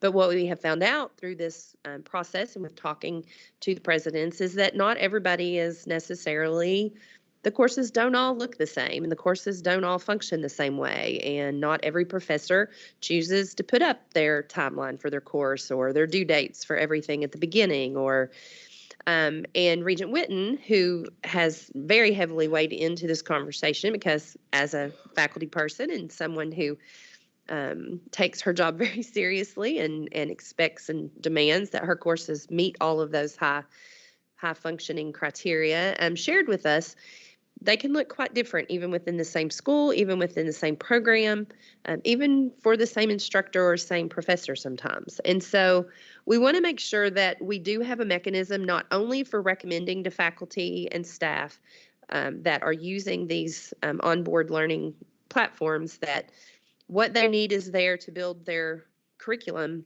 but that what they are putting there is being quality controlled in some way, and that on the backside, we are assuring that that course not only was recommended to be great, but really was great, and that students were able to be successful in the course because it does meet all of those standards.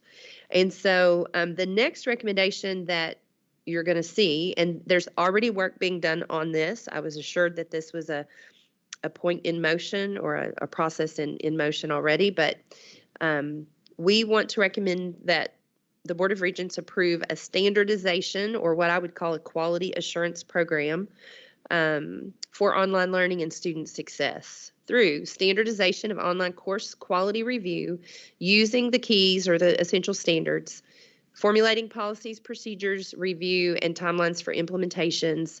Pilot this with gateway courses by January of 2023 and fully implement this by the end of spring of 2023, including faculty professional development and possible certifications as online instructors or professors, and bring the Senate faculty, council and faculty into that development plan. Now, this is where that patience I was talking about earlier comes into play. Like, I want this now. I want this before school starts in August, but we have 10-month and 11-month faculty who maybe won't even see this until the first day of school. And so, again, patience has to be exercised here, but we'd like to do a survey of the colleges on the current use of their keys, practices, and policies. We want to look at creating policies and procedures for the access and the use for student success data dashboards, which I understand is now up and running and we would be able to have access to be able to see. But we want to make sure that the folks that are doing this are as engaged in this as we are interested in these outcomes. And so it's going to take us a little while to get there, but I want to see what you all think about this quality assurance evaluation program for online learning. Regent Whitten. If I can just add a piece really quick, just to also kind of reiterate to everyone listening in the audience and everyone here today, this is a teaching and learning opportunity for faculty and staff across the system. It's not punitive in any way. Oh, This no. is to help our students, to help our instructors be better instructors. Absolutely. And I know that we use a lot of adjunct professors or adjunct instructors at times. And, you know, sometimes, and having been one of those in other places, everybody does this a little bit differently. You know, even if you're using Blackboard or you're using Ultra, right, is the new one.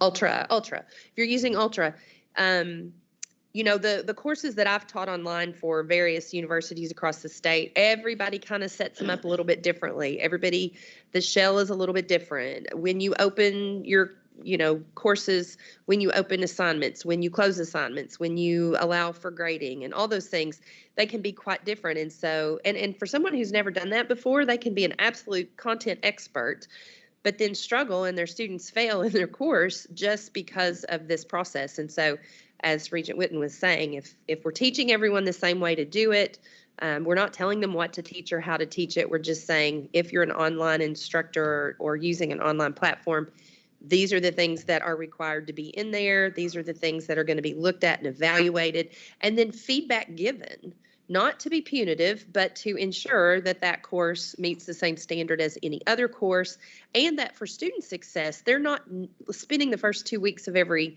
semester or every course trying to figure out who this professor is or how they're doing things and why that's so different than what they did last semester. And so to try to streamline the process to kind of shore up student experience there. So this would be recommendation number 2, online learning quality evaluation. Thank you, Regent Fletcher. I'm going to call on Regent Jackson. Did you have a comment you wanted to add to this particular item? I do actually have a couple comments regarding this, and I appreciate the work, Regent Fletcher, that you and the committee have done. There was a post in the forum, that's why I'm asking. Yeah, I do have just a couple Are comments. you on mute, Regent Jackson? No. No, I can hear you. You hear me? Oh, we can now. Yes, we can now. No, I was on the mic. I apologize. Okay. I do have a couple comments I would like to make. I appreciate the work that has been done with this committee, and I can understand also some of the, I guess, reservations. So I think it's really important as we move forward that we very clearly articulate the purpose and the process by which this would move forward, so that people would clearly understand what the benefit of something like this would be versus, you know, sort of the pros and cons. But a couple things just to consider. I don't know moving forward, I haven't seen the slides yet, if this goes into face-to-face instruction as well. But I think when you look into accreditation, you will see that it's not only the online learning, but it is also the face-to-face venue by which we have to ensure quality and equity in those experiences. So I think it's a really good idea to look at the quality of online learning. My college, for example, has a quality assurance rubric, team review, and peer support process to ensure our online courses are up to par and that faculty are supported to ensure that they are up to par. But we don't want to leave out, any kind of comprehensive move forward, that it is not only online learning, but it is also the face-to-face venue, that we can really show those side by side that they are comparable. I don't think it's foreign that some colleges have sort of like an instructional designer who sets up the actual face of the course, so to speak. I've taken many, many courses from universities that the actual formatting is the same. So you are in a course from EKU or NKU or UK or whatever. So that is not necessarily something foreign. I don't think that's necessarily a bad idea, but I think we definitely need to make sure that it's clear the academic freedom of content, which I think you mentioned already, is really the purview of the faculty. But the design of the course is definitely something I think at some point faculty may even appreciate, to kind of have some of that back work done to where their course really is the best that it possibly could be. So I really appreciate you mentioning that as well. The other thing I would add to the online quality evaluation is you have to have a part, I think, in the introduction of third-party vendors into your online learning, because many of these courses invite my math lab, my English lab, whatever, and that can really change the dynamics of a course. For example, there are faculty who use that and maximize that, and students love it. There are sometimes students who say, I was pushed over into a third-party vendor and I never saw my faculty again. So I would ask that maybe that could be included in the conversation moving forward. Again, appreciate the comments and just wanted to share those with you as well. Thank you, Regent Jackson. Appreciate that. And the comment I would make there is this is why we want to make sure that we are including the faculty senate and the councils into that development plan. And that is a perfect, absolutely perfect example of why that is so necessary. So I do thank you for those comments, Regent Jackson. You're welcome. Thank you. Regent Schaus has a question. Just a quick comment. As a student that done mostly online, I think this is fabulous because you hit the nail on the head. The first 2 weeks of the beginning of my classes, I would spend just trying to figure out, well, this is how this professor wants this and this is lined up. And I had online classes, so I had professors from all over the state and everybody did it different. I had some in Blackboard and some in Ultra, and it can get overwhelming and confusing. Mm-hmm. So this is going to be wonderful, and I really think will highlight student success. So I hope this takes off. Thank you. That is the goal. That is the goal. Thank you, Regent Schaus.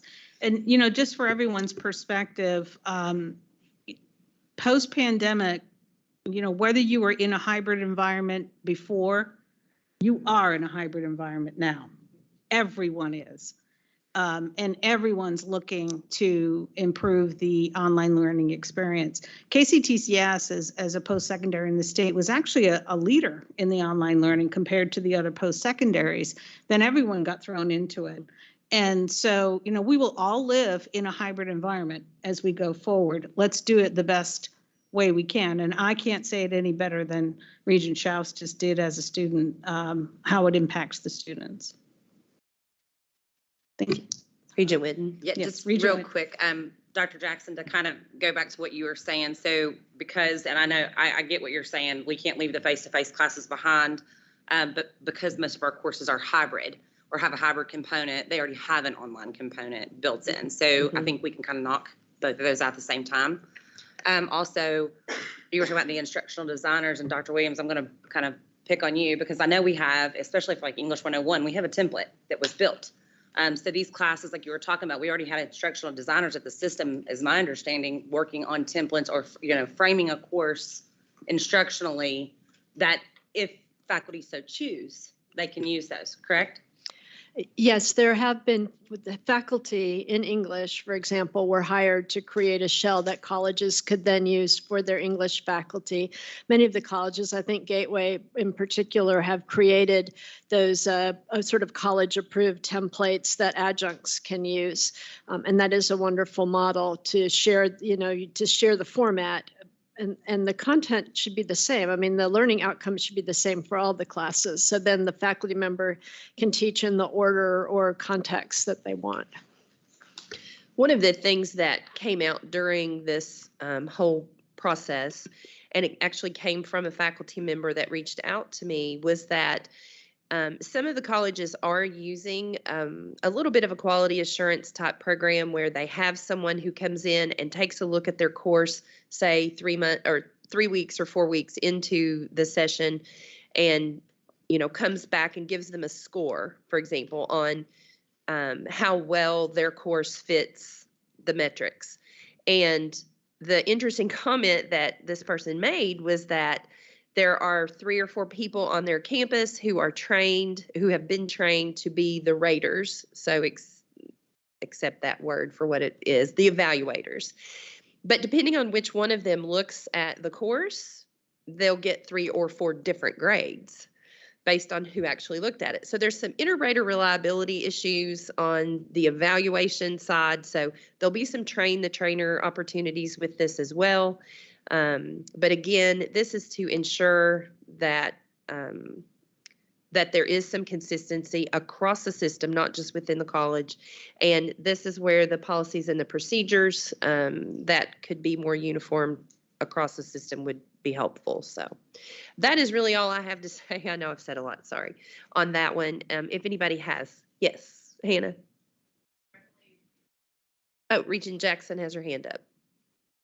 Yeah, I just wanted to make one other comment, and that is in formatting, for example, the templates that Dr. Williams referenced with instructional designers. One of the things that can be added to that I think that makes that very beneficial for faculty is that can become a repository for, learning opportunities, assignments, case studies, active learning strategies, just sort of a plethora of opportunity for faculty to kind of reach into the grab bag and pull out things that maybe they hadn't thought of, but they would like to try in their course, because sometimes things change and you end up with a new course and you have very little time to develop it. And that can be overwhelming, particularly for a faculty that perhaps is not really seasoned. And what we don't want to do is to bring people in, and now we have ultra and maybe they're not used to that. And then you give them a new course. They're a little bit afraid about that. Maybe it's time constraint. It would be really amazing, I think, to know that there is a place you can go to pull things that are kind of tried and true, and that you would also have opportunity perhaps to connect with an expert, for example, on things like making your course ADA compliant. That in and of itself can be somewhat overwhelming. If for years you've developed your material and you have voiceover PowerPoints that you've used for years that have taken you hours and hours to develop, and then you're going to YouTube and perhaps on some of those you're spending hours and hours trying to get them converted. If you had that kind of support, I think faculty would appreciate that. So it really is, I think, a good way here to model it, that it is really doing something for you, not to you, in providing this kind of support. So again, I appreciate some of your comments. Thank you. And the data that can come out of this, I think, is going to be very powerful. So it won't just be anecdotal best practices, this faculty member in Jefferson thinks this is great, or this faculty member in Big Sandy thinks this is great. We'll be able to look at the data because they'll be uniform and be able to see where students are most successful, and then try to tease out the differences and then apply those across the system. So again, recommendation number 2. Ready to move on? Yeah. Perfect. So the final one is going to be diversity, equity, and inclusion. And our recommendation here is to make sure that we are creating a dedicated diversity coordinator position or director in each of the colleges, or share that regionally, depending on numbers and resources, where that person's role would be a minimum of 50% or higher in this particular area. So as budgets have been cut and resources have been shared and people have been moved around, and we're not always backfilling positions, and we're sometimes asking somebody who's there to take on another role, another role, another role. We don't want this one to get diluted. We really want a focus, and this board has made it very clear that we do want to see action and not lip service, as Dr. Williams said this morning, in the area of diversity, equity, and inclusion. And that would be across not only the system and within the colleges, but not just when it comes to our students, but when it comes to our faculty, to our staff, to the positions that we fill, that we hire and fill, to everything that we do, our communications with the community, the recruitment, every aspect of what KCTCS does and each of our colleges does. We want to make sure that diversity, equity, inclusion is a part of that conversation. And we feel like that having a dedicated staff member in that position will help us to accomplish that.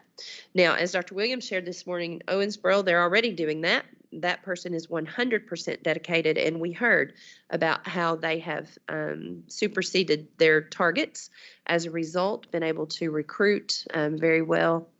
One of the comments that have come out of this conversation is that everybody is looking to do this, right? Everybody is talking about diversity and inclusion and trying to make sure that we have the talent to fill those positions.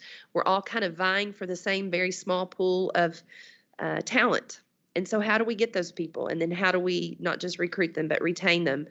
And that's going to have to be part of this conversation as well. And there's more work to be done here, but the initial recommendation would be to assure that we have a person who is dedicated at least minimum 50% of their time to these initiatives. Thank you, Regent Fletcher. And one of the things I'd like to call to everyone's attention is the strategic plan that we approved just last meeting.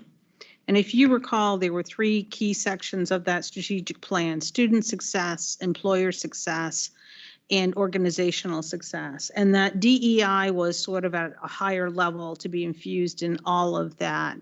I was very pleased to hear Dr. Williams' presentation this morning with how well they have been doing here in Owensboro, with a focus on that, not only with having a person dedicated to it, but even an entire work group of folks who are dedicated. We need to look at DEI at all different levels. I think that it goes back to that strategic plan. It's not just about recruiting students in that area. It's about recruiting faculty in that area. It's about working with employers in that area, and the whole package. I'm going to ask Dr. Zarapata to just comment a little bit on this one, because this is a key measure that this Board of Regents has for Dr. Zarapata. Absolutely. Thank you for the opportunity. First off, I think this is great, but I also want to make sure that we don't take the approach of having, and we didn't in our strategic planning. Diversity, equity, and inclusion is striped across everything. The responsibility is on everybody. But what I'm looking for, and I'm hoping that by September, when we have our new VP in place and you all get to meet them, that we're going to be able to spin up programs at scale to assist with diversity, equity, and inclusion all across the system. There are various programs that we've started with. I've got a relatively small group called the Voice Group that has been working on ideas that we can quickly scale. Right now, we're doing Courageous Conversations, which is kind of places where you can trust and voice your opinion without any retribution or anything. And so we're doing train the trainer model across the system right now. And I hate to make you stand up, Dr. Williams, if you want to touch on that briefly. I'm happy to do that. We do have a peer team, a diversity peer team. So it is that person representing their institution. They and the Voice Committee, which Voice is focused on valuing inclusion and diversity, came together with a company called Leaderscape, which has provided training for 100 faculty and staff to host those courageous conversations, those small group conversations where you can really delve into some of the cultural issues of the day, issues around race and culture, issues around sexual orientation, issues around suicide prevention. I mean, those things where it's difficult to talk about, but we need to be talking about them openly and courageously. And we'll be hosting those another training class for for facilitators in the fall, and then we'll have a database of facilitators. Sometimes it's better to have somebody outside your college come to your college. So, somebody from Bluegrass goes to Somerset and hosts those conversations, for example, so they're not necessarily part of that campus's culture. So we're really excited to see how this gets infused and appreciate the financial support to develop this training. Thank you very much. So more to come on that. I'll speak a little bit to it tomorrow when I do my proposed goals. But it's really important. Obviously, it's important to this board because it's striped across all 3 goal areas. Thank you, Regent Fletcher. That is all we have. Thank you. Appreciate that. And really appreciate the work of the entire Resource Optimization Committee. Yes, we did give you a huge charge and 60 days to do it. And usually what happens is you come up with really excellent recommendations. I would consider all 3 of these recommendations excellent.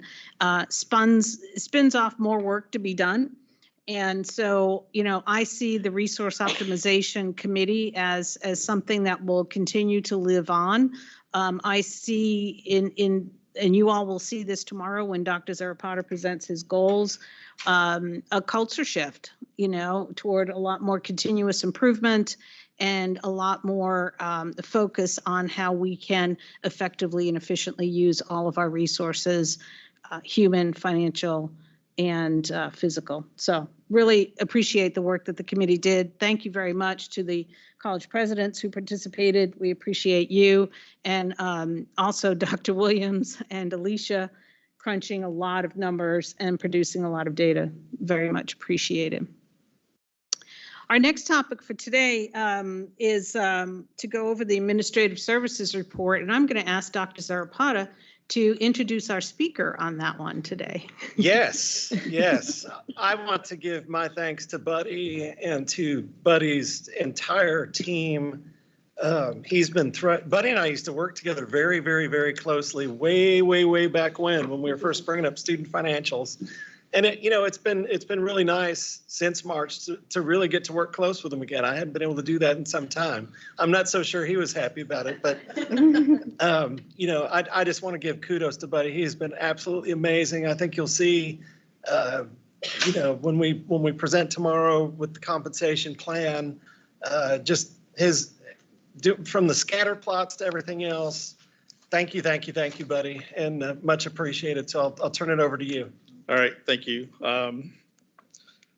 Get going here. So first I want to thank all the administrative service staff that I work with. They have been a great support team for these past 11 weeks, so I applaud them. And I also want to applaud our chief financial officers for keeping us fiduciary responsibility throughout the system, and they do a great work out there. So I want to present a little bit about the quarterly financial reports. These numbers are ending March 31st of 2022. I don't know exactly how that screen works, but I want to just give a few highlights of what's happened here. One of the items I want to bring to your attention is our tuition is still currently down for this fiscal year, but just to remind you that we did not increase our tuition rate for our students, and our enrollment was down both for the fall and the spring, and we're a little down for the summer term. On the flip side of that is our non-credit tuition has been rebounding this year, and we're actually up about $200,000 from the prior year.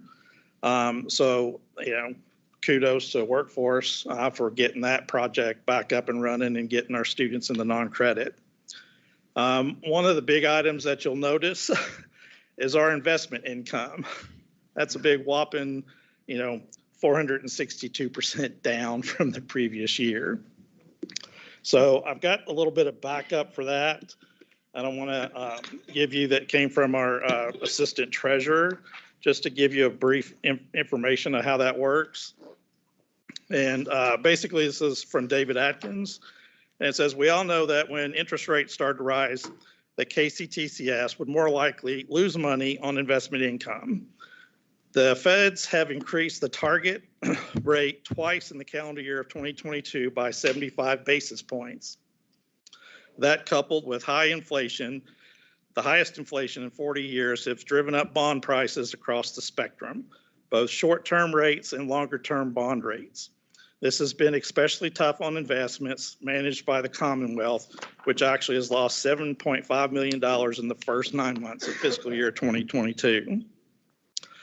Just to keep you all up to date, the KCTCS investments are controlled by the State Investment Commission, which is comprised of the governor, the state treasurer, the Secretary of Finance Cabinet, and 2 individuals appointed by the governor. So just wanted to give you a brief information of how that investment's done, that we have a little bit of no control over that. And it is offered that in September, we could have someone from the state come in and present to you guys on how this process works. But I just wanted to give you a brief background on, pretty much why we're down 462% in our investments. The next item I want to bring to your attention is the sales and services. You'll notice that had an actual increase of 191%. And part of that was due to the Higher Education Emergency Relief Funds. When the American Rescue Plan Act was initiated, they actually changed some of the rules, and we were able to use some of those funds to recover, give me a second here, where do I find that one real quick? Indirect cost. So that helped us with our sales and service. We were able to recoup some of those of the indirect cost. Yeah, there it is right there. An increase in indirect cost recovery also contributed to this increase. We had 918,000 over the previous year to the indirect recovery costs and fringe benefit rate. And then the other part is that our facilities rental income was also down from the prior year as well. Let's see.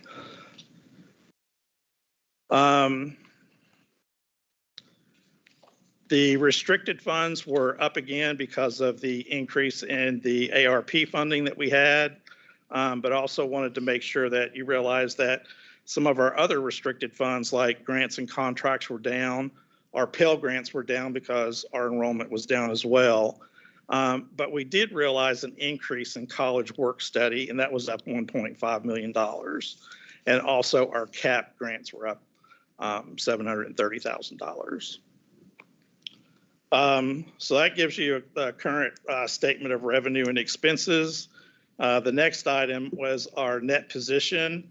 And as of right now, we still have a strong net position of $947,318,000 as of March 31st, 2022. So that's a brief overall summary of what I've got about the quarterly financial reports. Any questions? I'll try to answer them. Yes, sir. Is any of this keeping you up at night? Like, is there something we need to know about in this that is keeping you awake? Not at the moment. I mean, we knew that the tuition was going to be down due to the low enrollment, but we're on the flip side, we're seeing the enrollment increase for the fall. So we're really happy about that. I will say that if there's a negative impact for the fall enrollment, that's on me because I'm the bad guy. And, if you don't pay your bill, I drop you from your classes. So I'm the guy that, has the negative impact on enrollment. So, but, we're very fortunate that this year that, our fall enrollment is up over from last year. So I think we're on a positive uptake. So, the other part is once a year we present facilities management and a sustainability report to the board. So part of that is capital projects over $1 million. And yeah, I think that's the next page there. So right now we've got several projects that are over $1 million that are either in the design phase, the construction phase, or the redesign phase. We have a couple of acquisitions that have completed. Somerset Community College purchased 2 buildings in the Somerset Valley Oak Industry Park. And then South Central Kentucky Community and Technical College purchased 2 adjoining lots that border their main campus. We have some acquisitions that are pending at Hopkinsville, Elizabethtown, and the Fire Commission. And then we have 2 dispositions. One is completed, and that's the Jefferson Community and Technical College demolition of 106 East Broadway building for additional parking. And then the one that's pending right now is Henderson Community College, and that's their student center building. They're going to demolish that one, and that'll become green space for the college. Hey, Buddy, you developed those 4 slides, I think, or maybe it was 2 slides. Do we want to go over those? I thought that was for the budget book. That was for the budget book. Ah, okay. Okay, so got it. That's tomorrow then. Yeah, that's the Thank budget you. book. Yeah. Thank you. We're jumping ahead. So some other highlights on page 5 of that report. I wanted to bring to your attention the critical incidents by type that have been reported at each of our colleges. I encourage you to look at those and ask any questions that you have on there. Also, there's a calendar 2021 assistant tracker issues. I consider this a help desk for our facilities department. So when colleges have questions in regards to safety, security, policy, we track all those to see if maybe we need help to actually train or provide additional information. So there were 756 system assistant tracker issues this past year. Then we go into some system-wide efficiencies. We provided this information to the Resource Optimization Organization Committee to show, how we're implementing a lot of energy savings and how we've saved a lot of money over the past several years, and then what additional colleges are coming on board in the future to help us save with energy cost. Buddy, do we have a so-called expert in your office in reference to energy management to make sure that these documents are we're really getting the bang for our bucks is what I'm saying, type of situation? Thank you. Yes, I'm going to say that currently both Andy Casabier, our Assistant Vice President for Facilities Management, is our expert in that, and more than welcome to have him come and speak to that at our next meeting if you'd like. Not particularly. I just wanted to make sure that we had, and getting back to what Representative Regent Fletcher said, building utilization or so, I think it's going to be very critical for facilities to be, we keep on top of it, managing the facilities we're using, what we're not using, what we can get rid of.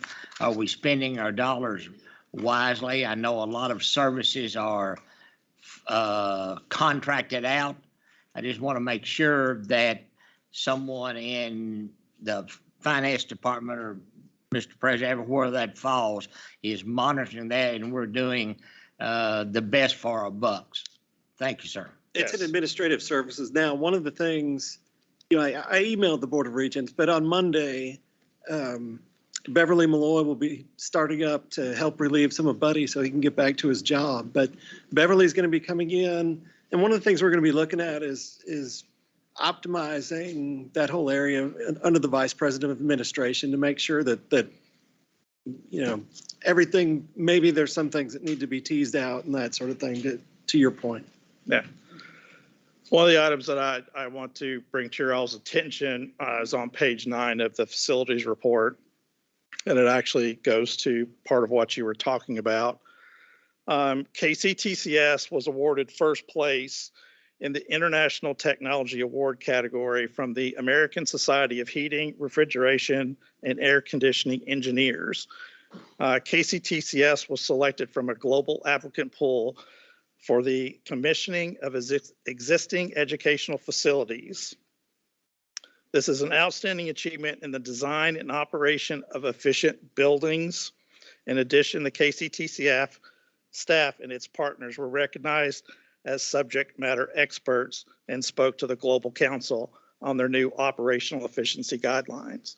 So it kind of plays into, we have a really excellent staff in our facilities that are recognized globally for their efficiencies. And I'd like to applaud them for that. The last part of the report was a request from Dr. Zarapata to provide college efficiencies to the presidents from 2019 forward. And we collected all that data at the system office and facilities, and we analyzed that and consolidated into this report to show you some of the efforts that our college presidents and their college teams are looking at to basically use the utilization of their facilities. Buddy, can I ask one question? Yes, ma'am. I believe our colleges, some of our colleges are contracting with a third-party organization to help with some of these energy efficiencies. And I know that Regent Stevens is asking to make sure that we're holding them accountable. Is it true that not all of the colleges are doing that? Not all the colleges are participating at this time. It's a phased approach. I do believe I can go back and get some more information. I actually there's asked a cost. that same question. There's two components to it. One is actually having the equipment that can be managed. Yeah. And that's part of the thing, is that they just haven't been able to buy the units that do that. And the other is there, but I believe we're scheduled for all 16. All 16 are in the process. We've got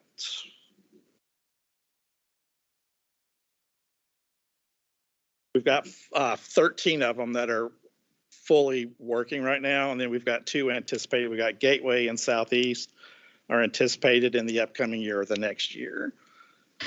Thank you. I appreciate that. And I think that's important because it goes back to what Regent Fletcher was presenting earlier. And that is, looking at the external study of facilities, what can we do from optimization of use of those facilities, but also any that we are going to keep in the asset pool, consistency across the board in terms of how to maintain those.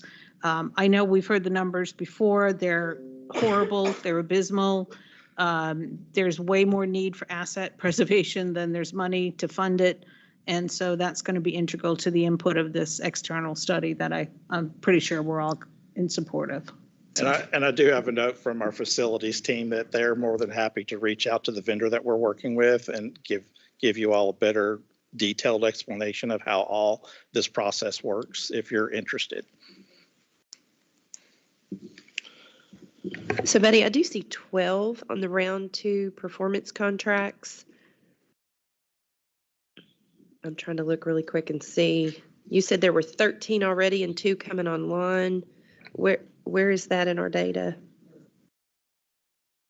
So if you look on number 1, there's 3 colleges in column 1 and in Oh, column got it, 2, got it, got there's it. I 2. see. So Okay. Yep, that's it. Thank you. That was a mistake on my part too. When I looked at the first time, I was like, there's only 10. And then there's 2 on number 2. Yes. Yeah, got it. Okay, that makes sense. Yeah, Thanks. it threw me off as well.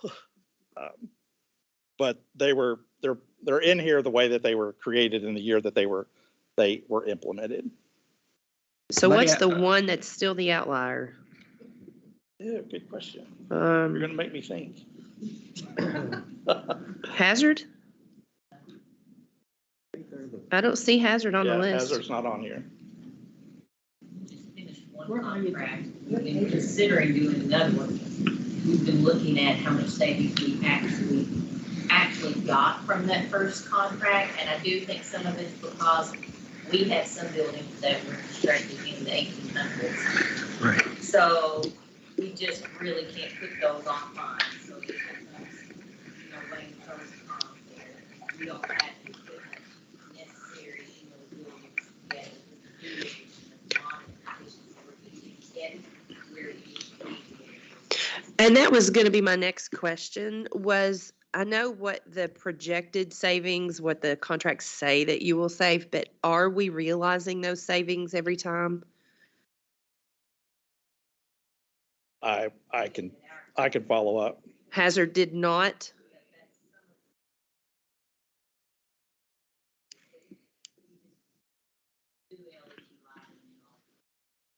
Right.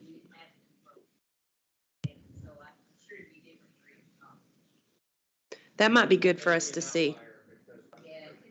We have great benefits in our team.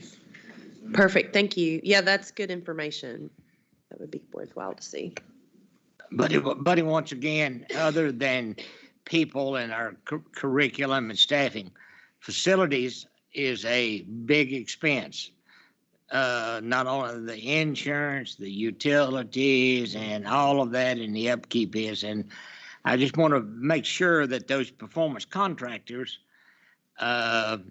you need to be sure that you have somebody that is familiar with it and understands it, because they can tell you all these things, but they need to show your individual in black and white, and where he can measure it, that we're actually saving this amount of money.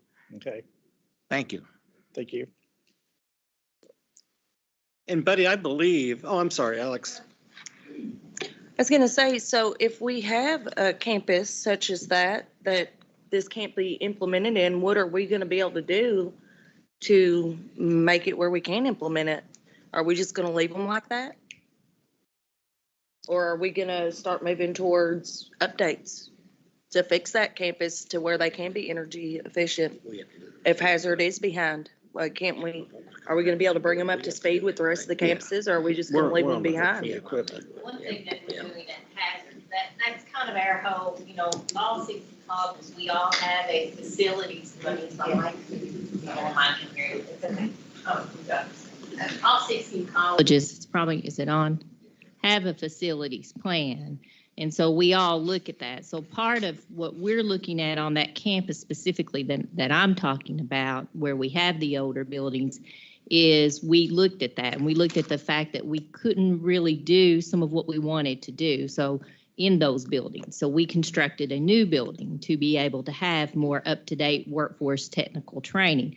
Part of that also is analyzing those other buildings and really looking at them, and can they be energy efficient? And if they can't, what do we utilize them for? So we actually have a feasibility study going on right now with one of those buildings, really looking at, is it feasible to renovate that building? And if it's not feasible to renovate that building, then what do we do with that building? Is it a building closure? So I think all the presidents do that on all of their campuses, but that kind of speaks specifically to what we're looking at on that particular campus. We do have a feasibility study being conducted on one of those buildings, and then we'll soon follow suit with the other aging buildings. And one thing I'd like to add real quick is that the Kentucky Finance and Administration Cabinet is who we partner with in this, and there was a competitive bid process to get these to get this energy.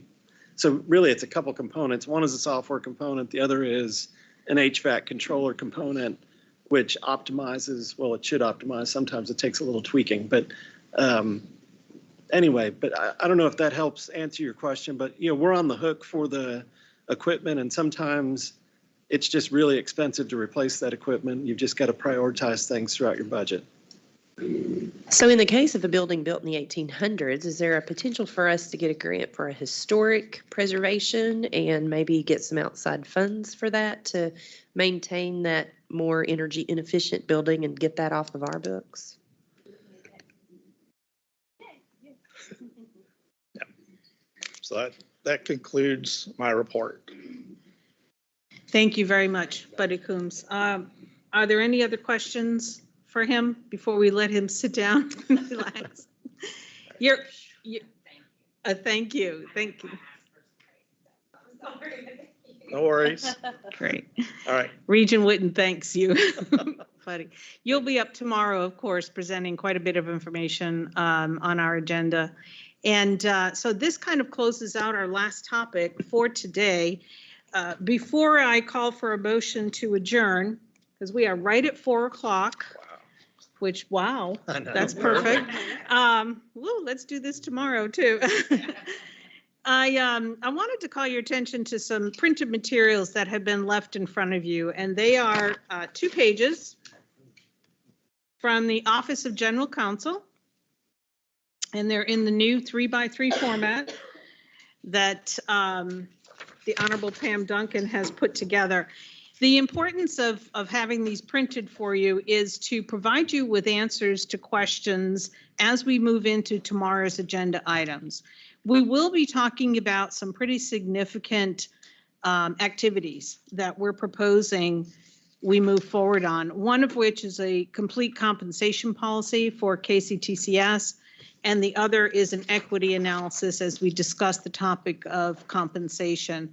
And so I just want to thank General Counsel Duncan for taking the time, her and her staff, of developing literally a one-page question and answer that I think should help you if you have very basic questions like, what is an equity analysis?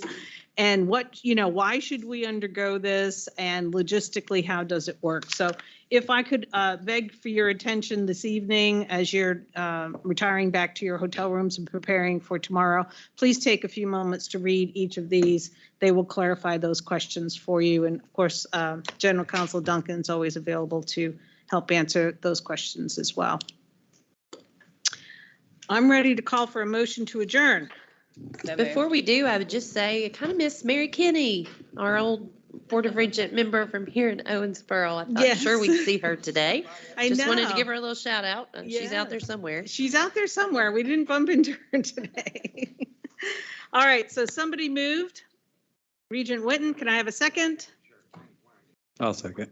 All right, thank you. Regent Martin, all in favor? Aye.